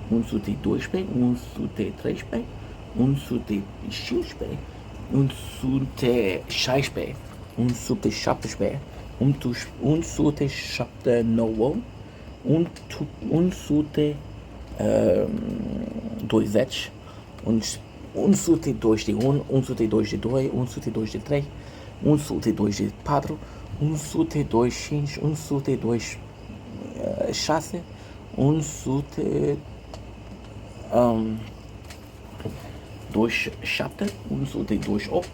129, 130, 130, 131, 132, 133, 134, 135, 100. There you go. There you freaking go. And now, of course, I have to restart everything. But it's okay. I look around me, trying to be odd. Okay. There's an updates. But all I seem to see is people going nowhere. He was showing me the sheriff. It says, it's got a big arrow pointing towards me. It says, I'm with zero or something like that. Yeah. That's part of his joke. That's it. Yeah, it sucks. It sucks because I shouldn't do that when I'm live. But at the same time, fuck it. I shouldn't do a lot of things when I'm doing. I want you out of my room. Yeah. See, this is insane because I basically just opened the thing.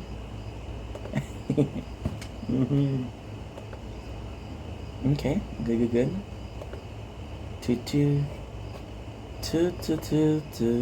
I watched the internet just to see what you'd find. I want you stuck in my room. I miss you all of the time. I stalk myself the internet just to see what you would find. This Okay, so everything is working except for Netflix. What we're doing is we got a couple of guests that I can watch my own videos and boost the algorithm, which I of course don't do because that would be disloyal, right? But which one hides the Netflix? In my room, I'm thinking all of that time. I watch myself on the internet just to see what you'd find. No.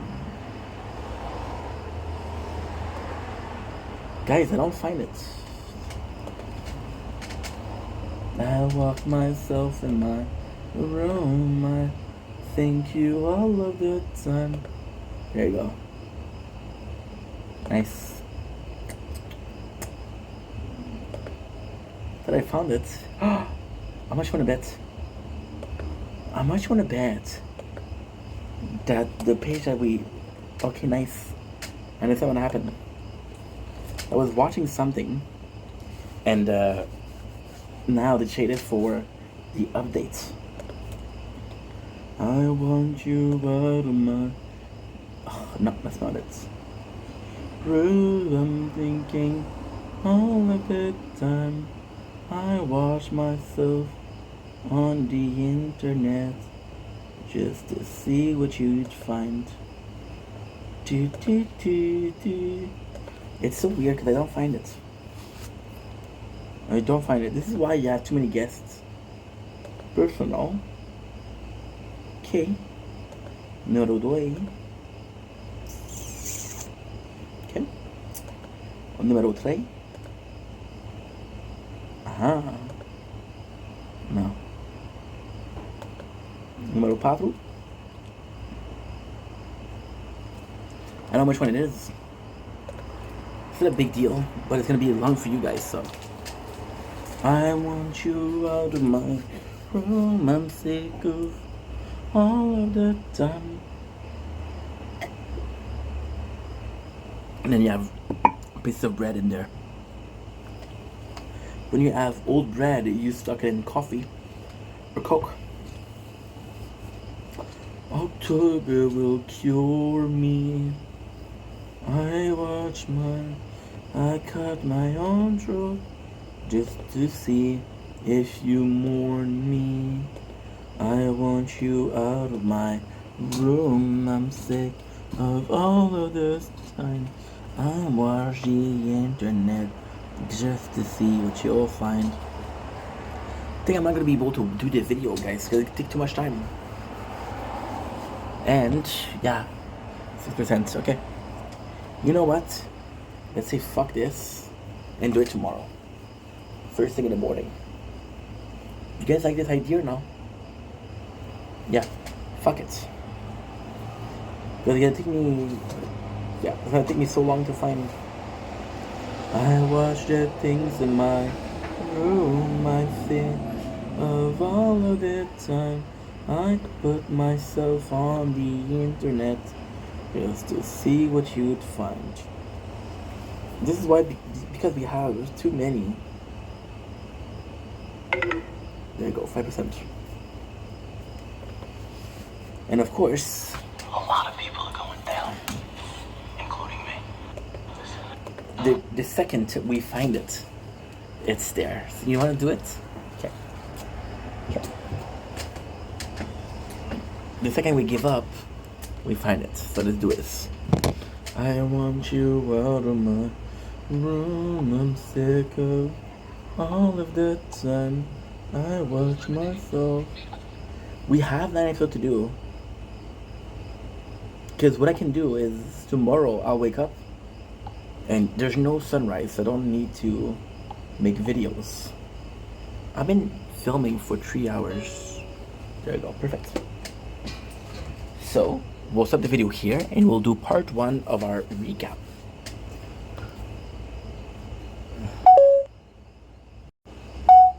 John Blink, it's your boy Yink. Welcome to the show. Guys are doing well because I'm having a wonderful day. Got bitten by a mosquito. Right now, guys are doing well on the 16th of August 2005. Welcome to part 1 of our Prison Break review. I hope you guys are gonna be ready. We got episode 1 to 9 to do. And I'm planning about an hour to do all of this. At the same time, it's good because we watched almost half of first season in one day. So possibly it's a very good show, or I got nothing to do with my life. I'm gonna go with the second choices, but I am a good person, so yeah, what are we using? We're gonna be using this as a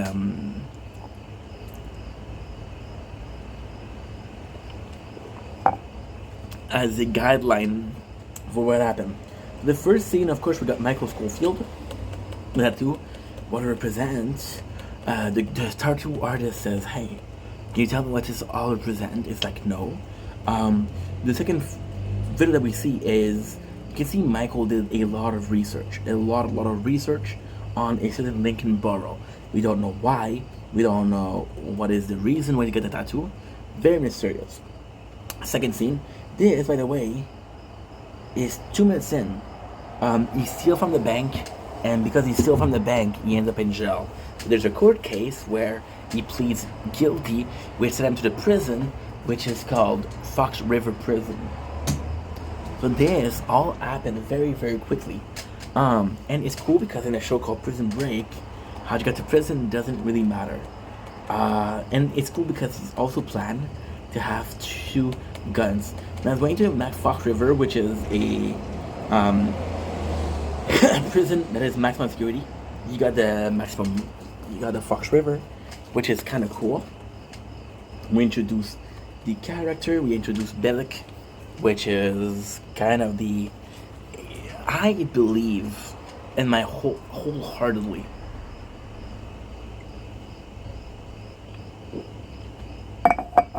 the character is introduced in importance. So we got Michael, first one, got Lincoln, second one, got Veronica, third one, and now we have Bellic. So again, these characters, and the story are super important. We got the classic Gel, how they are. We meet Sucre. Sucre has to be one of the best written characters because he is el hermano de Toro hermano. Hermano de Toro. So you see people, you see the criminals, right?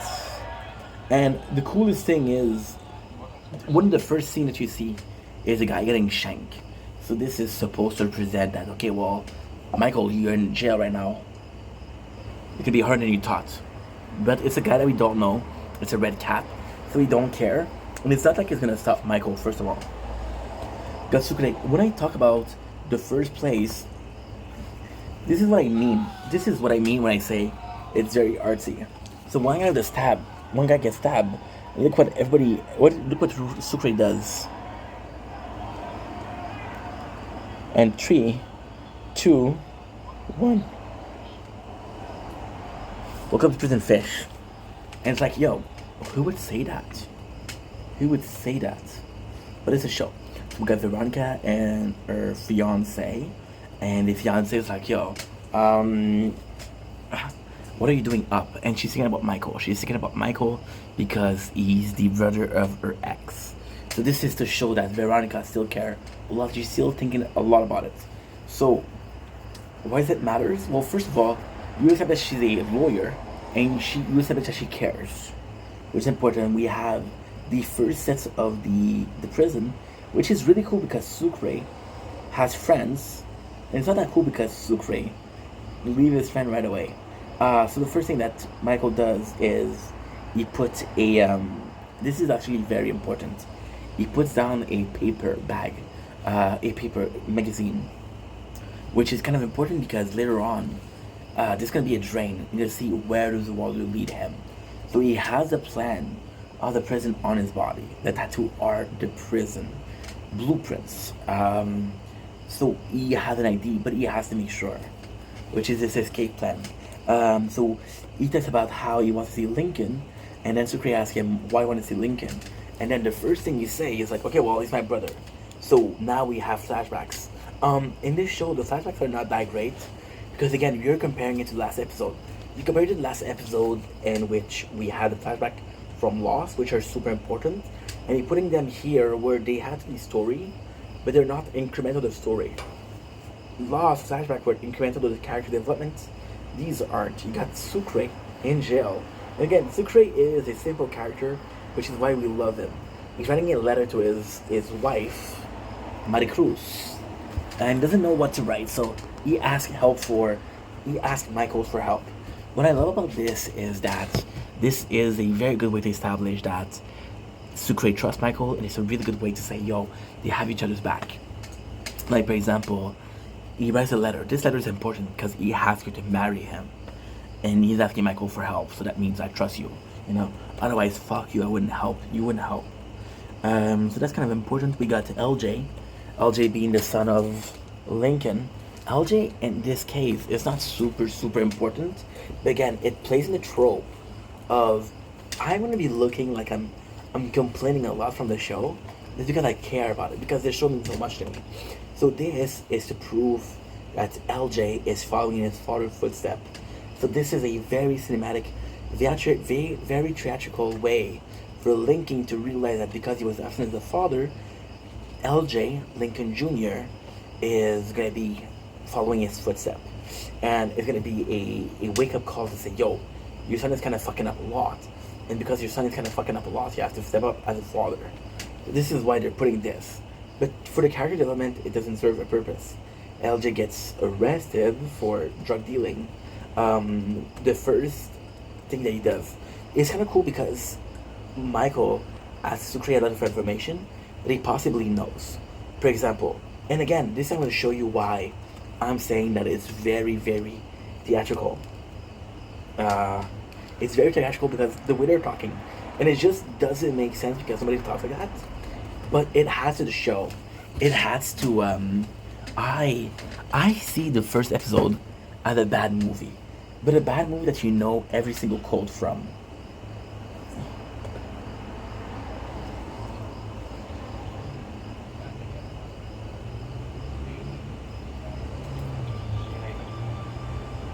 I wouldn't get excited though if I were you, Fish. For example, why do they call him Fish? It's not explained. There's no. So it's like a bad movie that you know every single. Whatchamacallit,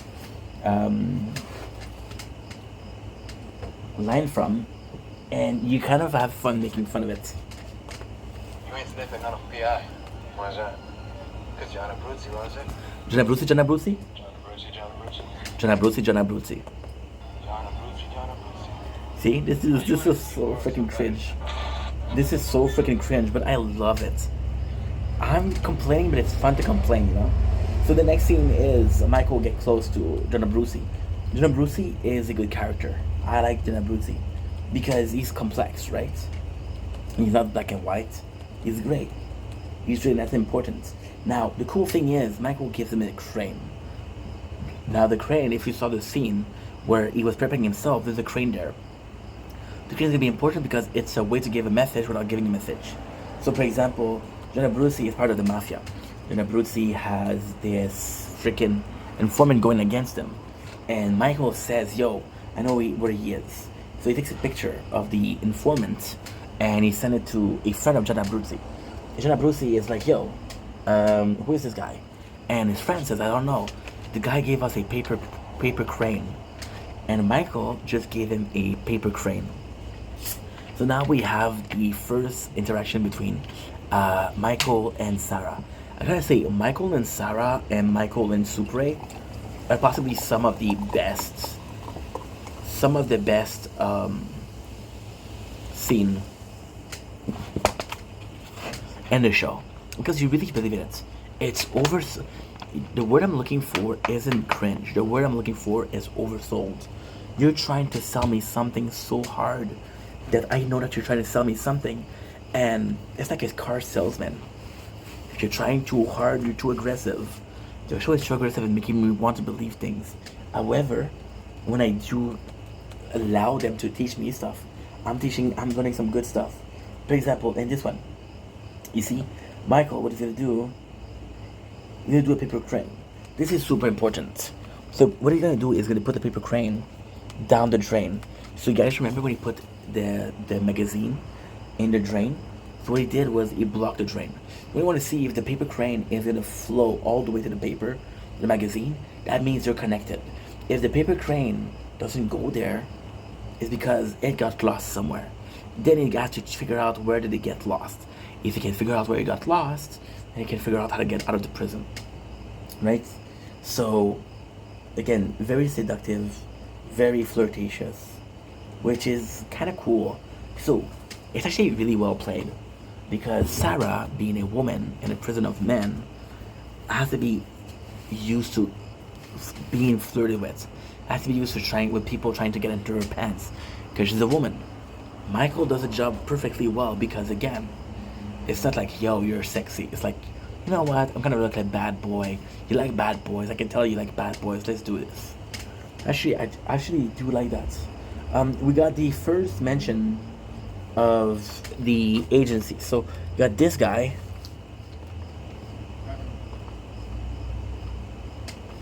and you got this guy. So why they're important is because you learn that Lincoln, those guys are very important. However, the way they're portrayed is not great. So you got this guy. This guy is super important and super nice. Remember this guy, the other guy doesn't matter, okay? So you learn that Lincoln didn't do it, and he's being framed. These are the people that are making sure that Lincoln the truth doesn't stay, and Lincoln stays framed.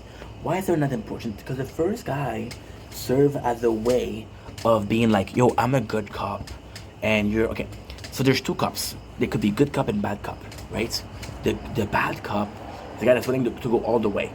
The first cop is like, no, my morals won't allow it. However, he seems weak, and whenever he is there, it's to make the other guy look better. For example, there's gonna be a girl that's gonna snitch, and she's dangerous. So he's going to kill it, right? Now the first guy is super nice because he allowed her to live and say, I'm so sorry I didn't kill you. Which is a great thing because it shows that he's moral. He's not willing to kill because it's not the righteous thing to do. However, the other guy behind him kills, and it's like, yo, they get the job done. So there's always this kind of balance of good versus evil, or I got morals, you don't have morals, or I'm a good cop, you're a bad cop. However, since the bad cop has more importance as a character, the bad cop is seemingly the way. Understand? Cool. You got two people. You got a math teacher and a math student. They argue about the algebra function of x. Who are you gonna believe? The teacher, because he's a teacher. But you don't even know the algorithm. Right? Kind of cool. We have Lincoln, and he is in church. Now this is actually a cool scene because it does show that Lincoln kind of gave up. Lincoln character is also one of the better written characters in the show. The very pretty written character on the show is possibly Michael. I would say John Abruzzi. I would say Sucre. I would say the characters are well written. D.B. Cooper is amazing. Why is that important, Lincoln? Because Lincoln is going on death row. So they're going to show him at church. Now, there's no mention of, yes, he was religious before. There's no mention of, yes, he believed. There's no mention of, he comes from a religious family. Now, because there's no mention of that, you could see it as just he's religious. But if you want to go further, he's different. He's not going to be dying soon. So he's looking for guidance from God. First of all. Second of all, it also shows how Lincoln acts. Lincoln is very calm. Now, what I adore about Lincoln is that the way he's talking to the priest. I think it's episode 8. There's gonna be a cop, right? And the cop is gonna be a riot, and the cop is gonna face 4 or 5 criminals, and Lincoln gonna say one thing. He's gonna say this to the guy: "Stop apologizing, it makes you look weak." So Lincoln seems like a criminal, but he's actually a good guy, and the way he's acting with the employees, the way he's acting with the people that are there, is the proof of him being a good guy. Lincoln going to church could also be seen as a good guy because he's religious. Being religious means that you're pious. Being pious means that you have rules to follow, rules that other people don't follow. We have Veronica and the fiance. This is important because Veronica and the fiance. Veronica is thinking about her ex again. Now, the craziest thing is she doesn't like Lincoln, or she doesn't. I don't know if she likes him, right? But the closer she gets, the more she thinks about it, the more there's a possible romance. So it's not a character like, oh my god, you're cute. It's not like Sarah and Michael. Sarah and Michael is really well made because it takes time, and oops, relationship. We got Sucre, right? You got Sucre who's freaking out because Monica Rose didn't answer him, and giving shit to Michael because he's using words like passion. And again, it's super cool because he's like, she's gonna think I'm fruity. She's gonna think I'm a. Okay, this show is old, but she's gonna say I'm a sissy. From now on, I'm only saying yes. I'm only saying no, and I'm only saying love. That's actually funny because it's bromance between Sucre and everything. We got the Warden and Michael. Now, the Warren and Michael is one of the relationship that works a little bit less because there's a bunch of moments where it feels like it's heavily acted. It feels like it's not natural. It feels like it's overselling. However, when it does work, it does work. For example, in this scene, it works. The guy's like, why are you here? You're smart, you had a good job. What made you go that way? Right? And the Warren's like, you're not like the Archon here. Which would work because most people that are in charge of prison started as a prison guard. They didn't start as a prison officer, you know? And there's like a hierarchy. So for example, when you look at police, if you look at army, look at prison, there's a hierarchy, there's a very military system, which is the case. Even to a certain degree, firefighter is the same thing. So the Warren shows him the price for this, the Taj Mahal. Now this is cool because this is going to be serving as a link between Michael and Warren. However, it doesn't serve a purpose in the fact that Michael says no. So it's like, okay, well, I got this perfect excuse to be close to Warren, but I said no. So this is a scene where Michael, as a character, is going to be seemingly the smartest character in the show. However, the way they sell it, the way they tell you that he's the most smart characters is by him overplaying his cards, overplaying as smart. In situation like, for example, with John Abruzzo, situation like Teabag, this is worth it. But if he's overthinking the Warren, which he doesn't need to, and also it feels bad because he'll overthink people like the Warren, which is nice to him, but he won't overthink somebody like Sucre, which is his best friend, somebody that's super reliant on the plan. I'm gonna charge my phone. I'll be right back. I want you all on my room, my finger, all the good time. I done myself on the internet.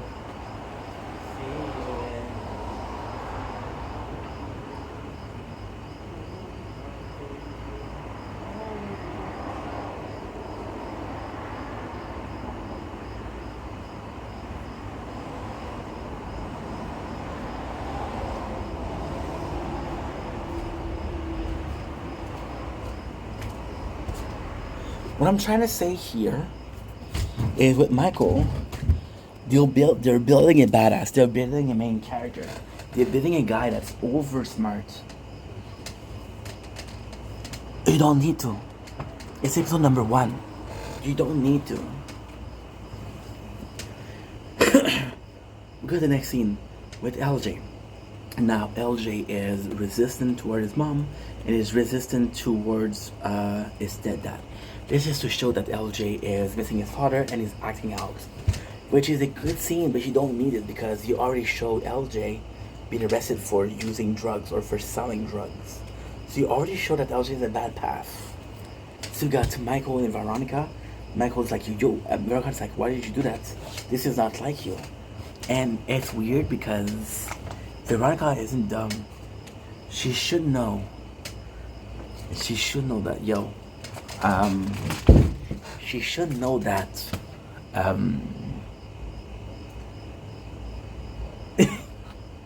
she should know that Michael is there for a reason. You should know that this is also where Lincoln is. So you got the two government employees that go and talk to the, whatchamacallit. They go and talk to the priest. Their goal is to have Lincoln execute faster. So they know that Veronica is going against them, and they know there's a guy called Michael in there that knows a lot. So because they know that, they want Lincoln to be done, that we cannot succeed. Try to prove that a dead man was innocent. It's too late. John Abruzzi is receiving a call from his friend, which is the famous call I told you about. Like, there is this guy that gave us information. He had a paper train. You got DB Cooper, which is this guy. This guy is actually really cool. He plays really well. So, for example, he's an older guy, so he got special rights, and he's been incarcerated for a while, and his mentality is that of a prisoner. He's been there for a super, super, super long time. John Abruzzi come in. John Abruzzi gets in trouble. Michael save him. So the Warren says to Michael, like, why are you messing with John Abruzzi? Do you know who he is? And once again, Michael's like, nope. Now, in this one, it's kind of well played because the Warren kind of needs Michael. So is he nice to Michael because he needs him, or is he nice to Michael because, like, you're stupid. You're not an inmate. I had a teacher like that. I had a teacher that, when I was in high school, I was bullied a lot. So I started doing it. I started hanging out with bad people. People that were doing drugs, people that were violent, people that would leave class, people that brought weapons to school.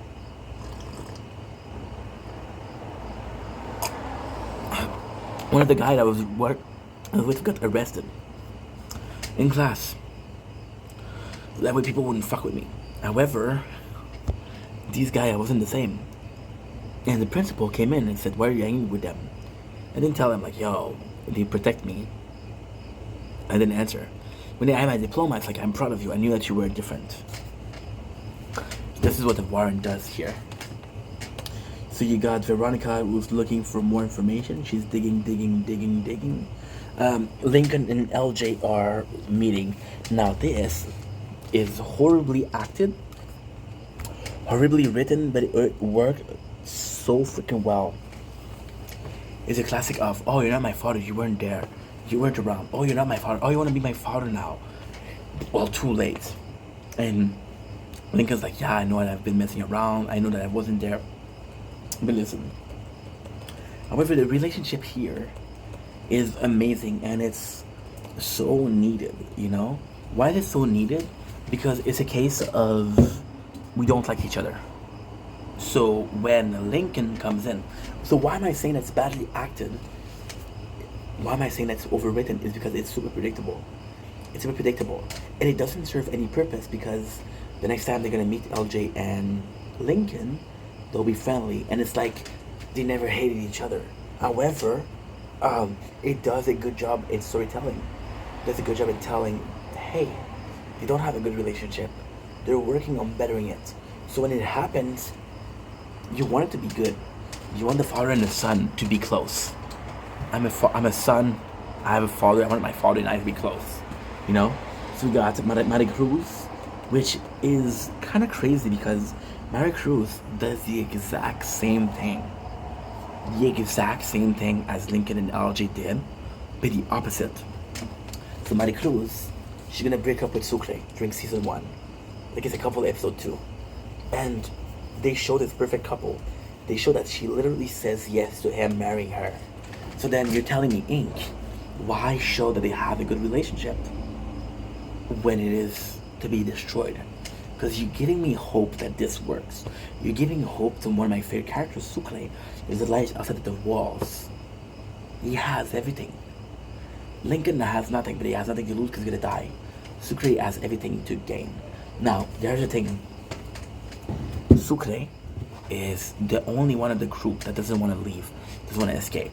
Lincoln, right, wants to escape, but doesn't have a choice. He doesn't have a chance. You understand? Both are opposites, and both of the relationship are opposites. Lincoln wants to have a son because he doesn't have a lot of places left, and Sucre, he wants Maricruz willing to go out to get her back. That's actually cool. Get more of Sarah and Michael romance. I'm gonna skip those because they're not super interesting. They're mostly just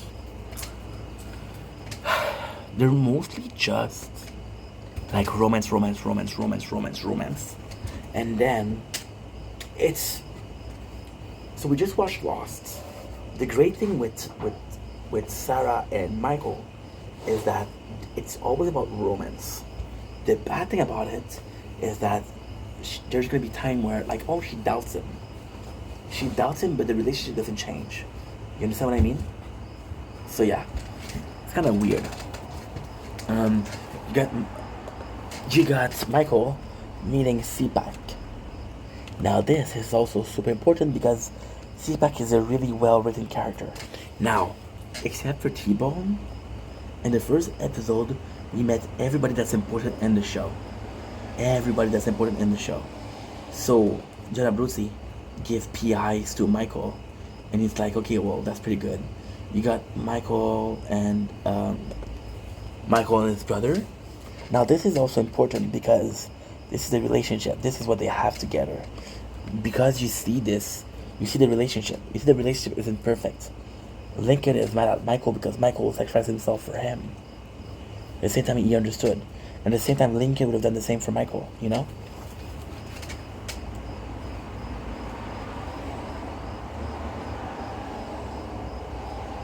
They had this good relationship too. He tells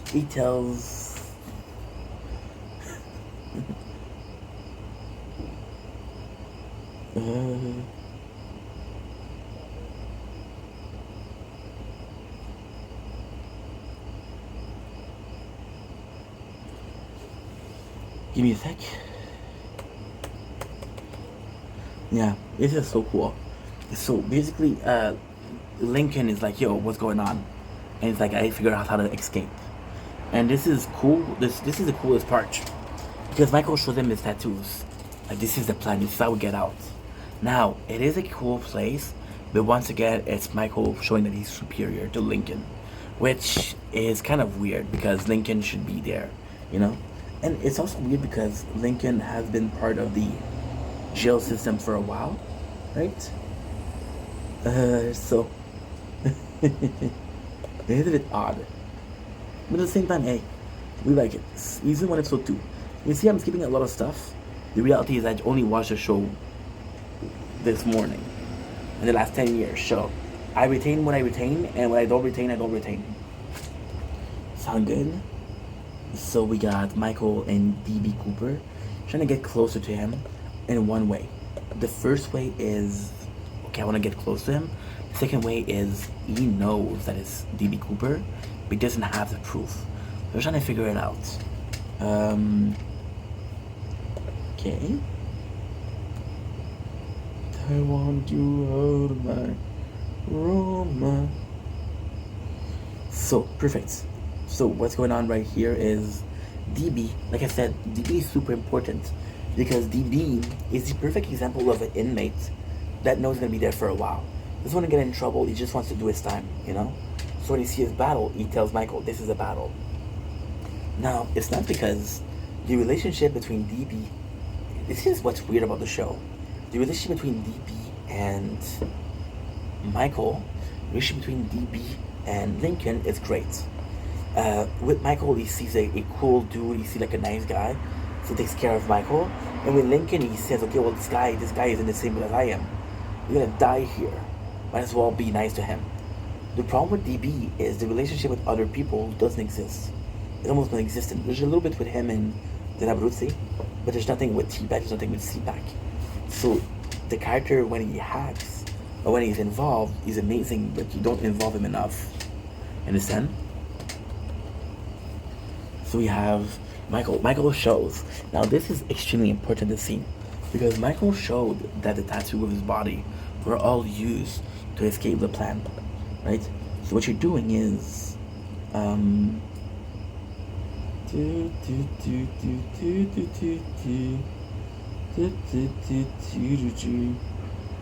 just to see you and die.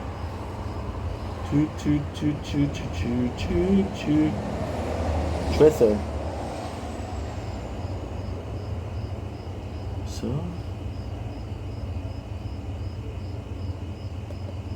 Okay, cool. So basically, you got Sucre and Michael, which is nice. You see also Michael writing some stuff. You see Michael planning a lot of stuff, which is kind of good but bad because they don't explain it. So, for example, with the tattoos, right? The tattoos are kind of meaningless until you know that they're meaningful. The writing is meaningless until it becomes meaningful. Don't give me everything at once, I understand, but also do not make me wait for everything. Give me something, because if every single time the plot is the same, you show me something in the beginning and then at the end you explain it. It gets boring fast. So the toilets won't flush, which means there's a shakedown because everybody's flushing their shit, right? Now what happened is Sucre has a shanks. Now this is the insane thing. Sucre at no point showed that he was violent. Sucre at no plan showed that he had allegiance. Sucre at no point did show that he had enemy. But he keeps the shanks. Why? So then the warrant comes in. Michael takes one for Sucre. It doesn't work. So Sucre becomes... He becomes... what should we call it? He goes to shoot, which is the solitary. Michael and Lincoln meet in the church, which is a good way. Now, it's a great way because you showed in first episode that Lincoln would go no matter what to the church. So it's kind of cool, and it's nice because Michael talking to him Like, okay, well, I didn't know that you were going there. However, it's also a great plot because you got a guy like CPAT. CPAT was also a church. Is a reason to whatchamacallit.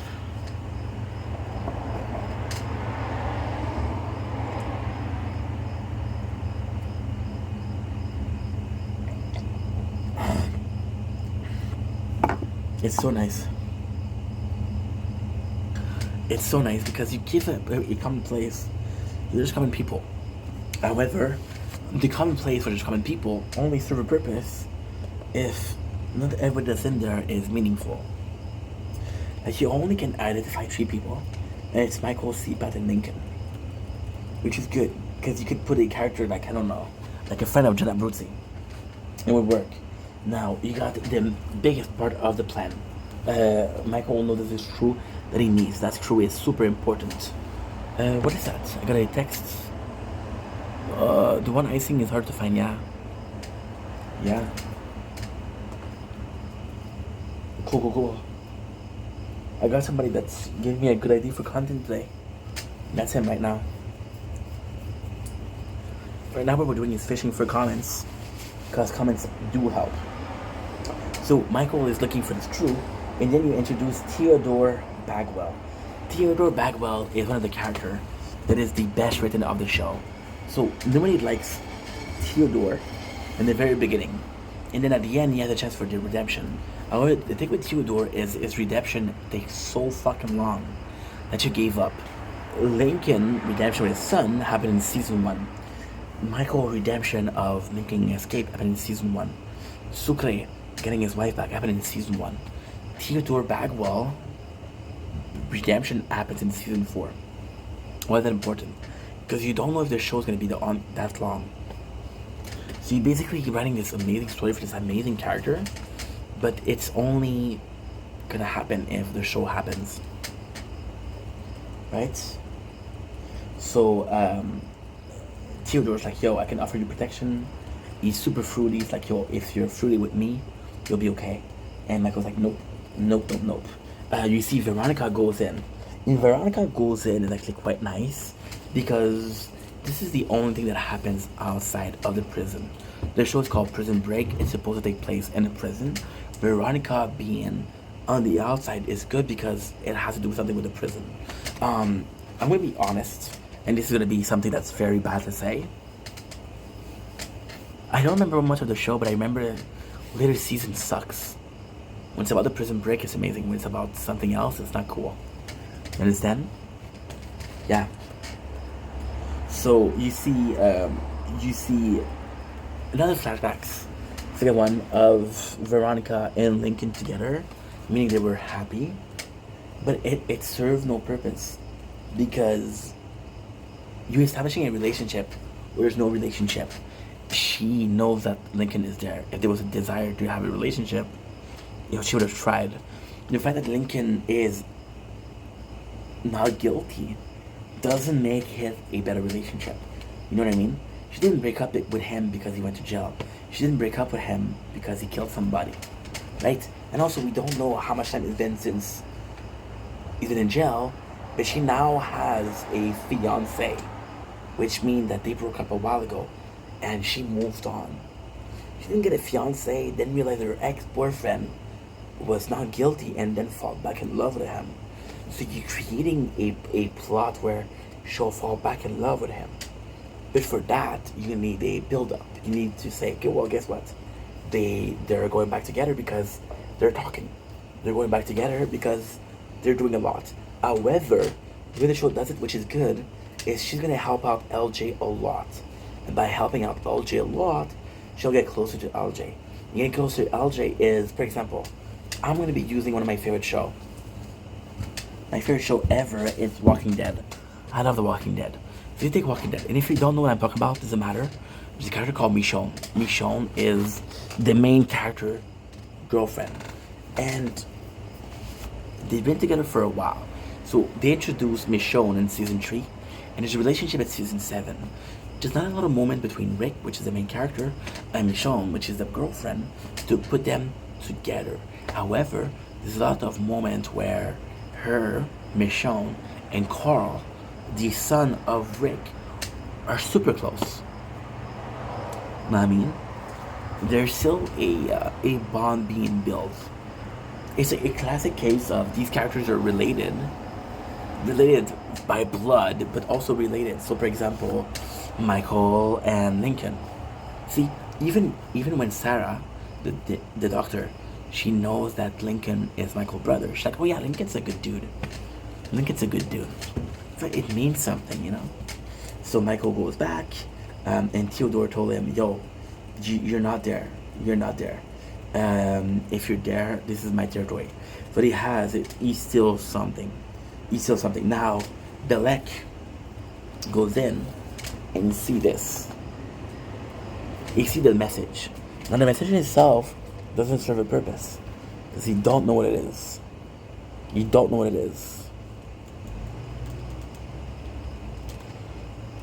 So this in itself is a stupid scene.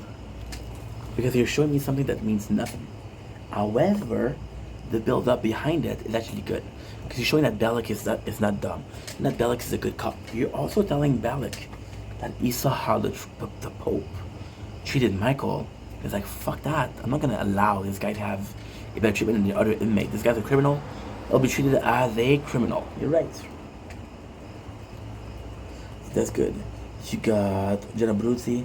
It's nice because Jenna Bruzzi and Michael takes a long time to do, which I kind of like. You need the head of the mafia. So this scene is also important because you need the head of the mafia. Now what's being said that they're asking John for results.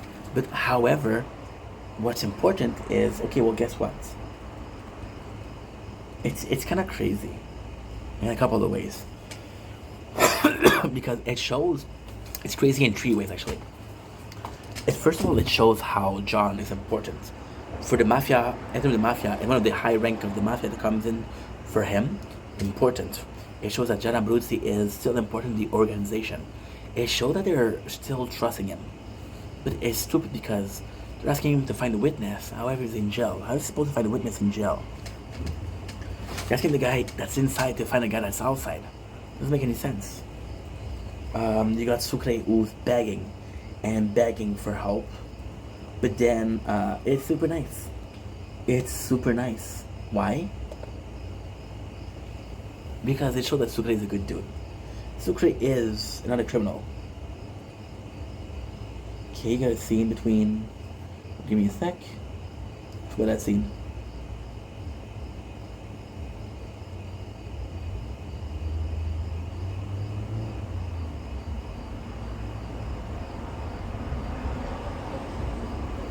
There's a scene that, again, established there's going to be a battle between the whites and the black, which is current gang culture.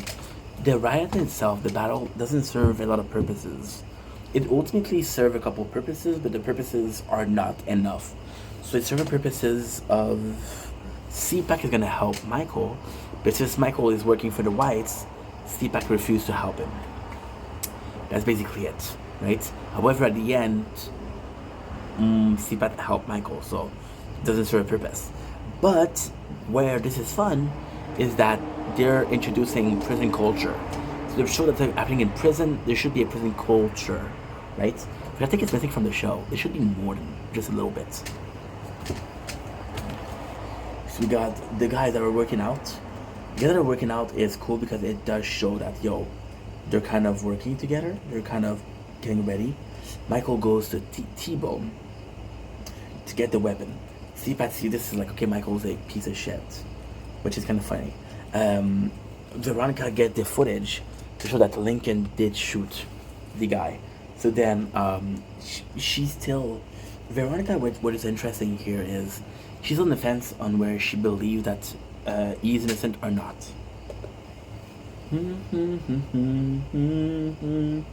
Got Belek going to Michael, which is, again, it's a stupid scene because everybody's like, oh, this new guy is super important.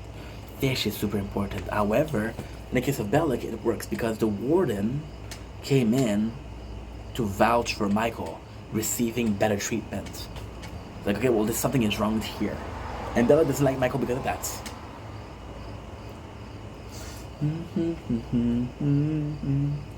Alan Schweitzer. It's you? Is it? I don't know, you tell me.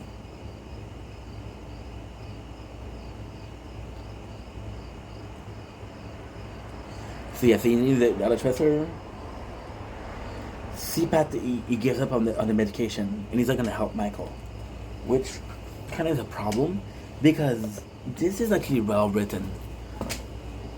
Because back in the beginning of the episode, you got Michael talking to Lincoln, and he's like, "Yo, I need those pills, otherwise the whole plan doesn't work." And Lincoln's like, "Yo, you're dumb, because if the plan doesn't work because it's running on the pills, what would it do?" So the fact that CPAC is there and said, "No, fuck your pills. You establish how important those pills are, just to take them away." So this is serving a good one, because you're establishing a need, you're establishing a obstacle to the need, and that obstacle will stop you from getting to the need. So you're creating a quest to get something. For example, okay, Michael needs those pills. As simple as this. This is actually really well written when you think about it. When you really take the time to think about it, it's so freaking interesting, because you're getting a need, right? Which is the pills. To get to the need, Michael give money. It's too easy. There's no story there. So then, create another need. There's this key that I need, this tree that I need. The that I need is getting to another guy, because you get the other guy, CPAT won't help you. So your answer to the second need is the obstacle to the first need, which gives you a reason to have the quest for finding the need. But once you find that quest and you do that quest, and you have everything that you need. You have the screwdriver and the pills. That's actually pretty cool. That's actually pretty freaking cool.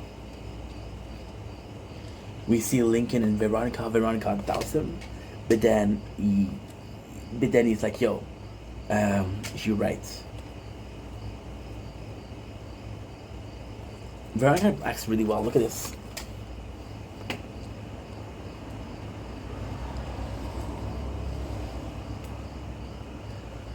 She's crying. Really good actress. And then she tells him, the first thing that she tells is, "Yo, I think it's true. Like, Veronica, you have to trust me, I never did this." And he's like, "If I meant anything to you, please give me a chance to prove that I'm innocent." So she gave him a chance to prove that he's innocent, but it's not looking good for him. The exact same way of the screwdriver and the pills. So you got Lincoln that says he's innocent. Veronica believes him. She goes to make the effort, get information. She realizes that he might be criminal, which means that he's not going to get to the obstacle, he's not going to get to the goal of getting the girls and getting saved, right? But at the same time, if he can convince her, she'll work for him. Which doesn't make a lot of sense. You know why it doesn't make a lot of sense? Because even if Lincoln is found innocent, the show's called Prison Break. It's not called Law and Order. There's still gonna be Prison Break, innocent or not. How that makes sense? So it doesn't really matter. The whole thing. Oh, I forgot to tell you guys. Okay, season 1 pilot is what? Michael Schofield, a genius engineer, ends up in jail to organize his brother escape, condemned wrongfully to death. The second one is Alan. Michael needs two things: a medication, which will allow him to say that he's diabetic, and a screw that will help him for his evasion plan. So these are the whatchamacallit? These are the introduction from the Netflix. Okay, so I forgot to tell you, the medication was what? Medication is to stimulate that he has diabetes. So diabetic will need a insulin shot and a couple of times a week. I don't know how it works, but he needs to go to the infirmary, because infirmary is easier to get, and the train, which we saw in the first episode, this is the second episode, leads the duck. This is the way to go. This is the way to go. We'll finish this episode because I have to go. The phone is at 40% and this phone is at 10%. But 246 minutes is actually pretty good. So Sucre tells her, please let me call Maricruz. Let me call Maricruz. Now this is Hector, and it's so cool because I didn't tell you, but Hector is kind of the bad guy of Sucre's story. Hector wants Maricruz. The whole goal of Sucre to get Maricruz. So this is the obstacle in what it gets. However, I will say that Hector is the reason Sucre will end up in the plan. When I told you that it's complex, but not that complex, kind of simple. Sucre doesn't want to leave, but because there's a guy that's going after this girl, they're gonna want to leave. My mustache is going to my nose, and it's annoying to a degree that you don't know because it's tickling. So yeah, we got the government. Yeah, so Hector tells them that Sucre is not a good dude, and because he doesn't call, Maricruz start to doubt, which is explained here, which is beautifully put. Because season 1, you tell me that Maricruz loves Sucre, Sucre loves Maricruz. See, episode number 2, you tell me like, no, there's a problem because there's a guide that will convince Maricruz that Sucre doesn't like her. Yeah, that's cool. The other government guys, the 2 guys, talking to the man that we met in episode number 1, and saying who got the tape. Now this is kind of cool because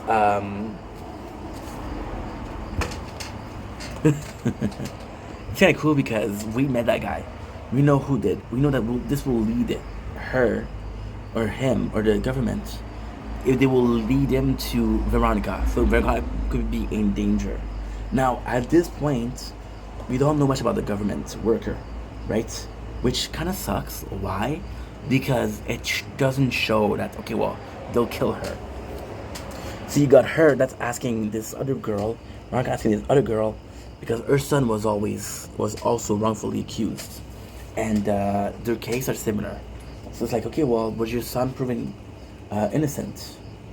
Because I may think that's how he's innocent. And I think that what happened to your son's about to happen again.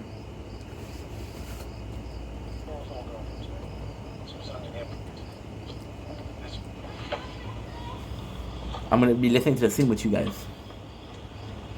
There's no copyright, don't worry. Excuse me. Is this the Simmons resident? Miss Simmons. I'm sorry. Veronica, I don't know then. I'm looking for Crab Simmons. Are you related? It's my son. Is he around? No. You don't know where I found him. Let it go away. I can't help you. Can't you understand me? Look, I'm sorry. It's just a man's life is at stake, and maybe your son can help him. Crab can't help nobody, Lindy. He's dead. He's dead. So yeah, so Lincoln said that Crab was a guy that knows the truth. And he was also on the thing. So they hired him to kill a guy, him and Crab. The guy was already dead. So, okay, I didn't tell you the video. So, the video, why is Lincoln going to go in prison? I didn't tell you that, which is super important. Lincoln killed the president, or the vice president brother, right? However, he didn't kill it. He didn't kill him. So Lincoln was supposed to pay to kill him, but then he came in, and even the premise, I want to kill the guy, but I didn't kill the guy because he was already dead. It's kind of crazy, right? It's like, no, I didn't kill him. You were still gonna kill him for cash. You just didn't get the chance, which is, listen. So you got the race war, which is actually pretty good because there's a prison kind of riot, right? So this is also super important because again, it's the white and the black. But it goes to show Michael kind of shows his camp. Teabag thinks that Michael killed his homie. But Michael only wanted to get the weapon. Now, Michael does something that is very important here.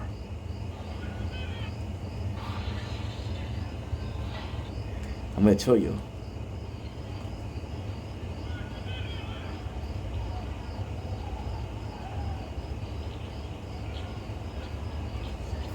He gets his crew, and he proved to CPAC that he's not with the whites. But again, And this is the crazy part. He gained the friendship of CPAC, but he lose the friendship of Theodore. And Theodore's a bit more dangerous. However, he doesn't need Theodore. The Warren comes in, and he's like, yo, you guys are in lockdown. This is the problem. We have a very nice scene with Theodore showing how much he cared about his girlfriend, which is his boyfriend, but his prison talk. So that's kind of cool. Veronica who gets a call from the Simmons, which is again someone that has information on Crab. This is kind of important. This is super cool. Look at this.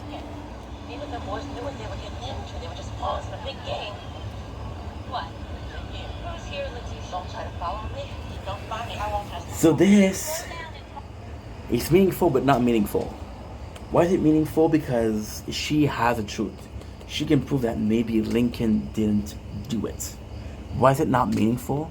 Because Michael talked to her a year ago. So now we have the vice president that calls the two guys and say, yo, take care of this. So Michael talks about how important it is, and he even has the measure of the screws. The screws is too big, so he's gonna scrap it, which is super important. So CPAC gave the medication to Michael. Michael was able to prove that he's diabetes. He got diabetes.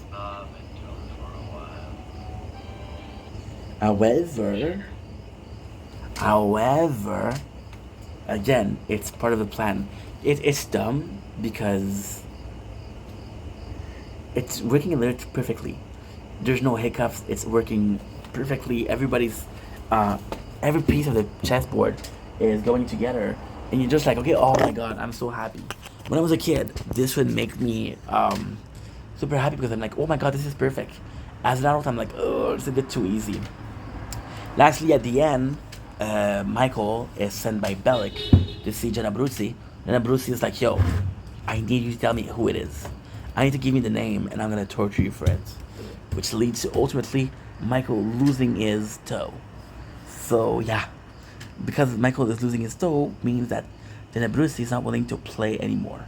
Now the whole plan is, so right now, who get involved is D.B. Cooper, Jenna Abruzzi, Sucre, and Lincoln. Michael, Jenna Abruzzi, D.B. Cooper, and Lincoln. There's 4 people right now, and one of them is going to be playing nice, which is super important in the long run. Anyway, I'm going to stop here. It's episode number 1 and 2. 54 minutes. That's pretty good. I want you out of my room. I miss you all the time. I want you on the internet just to show you I'll find.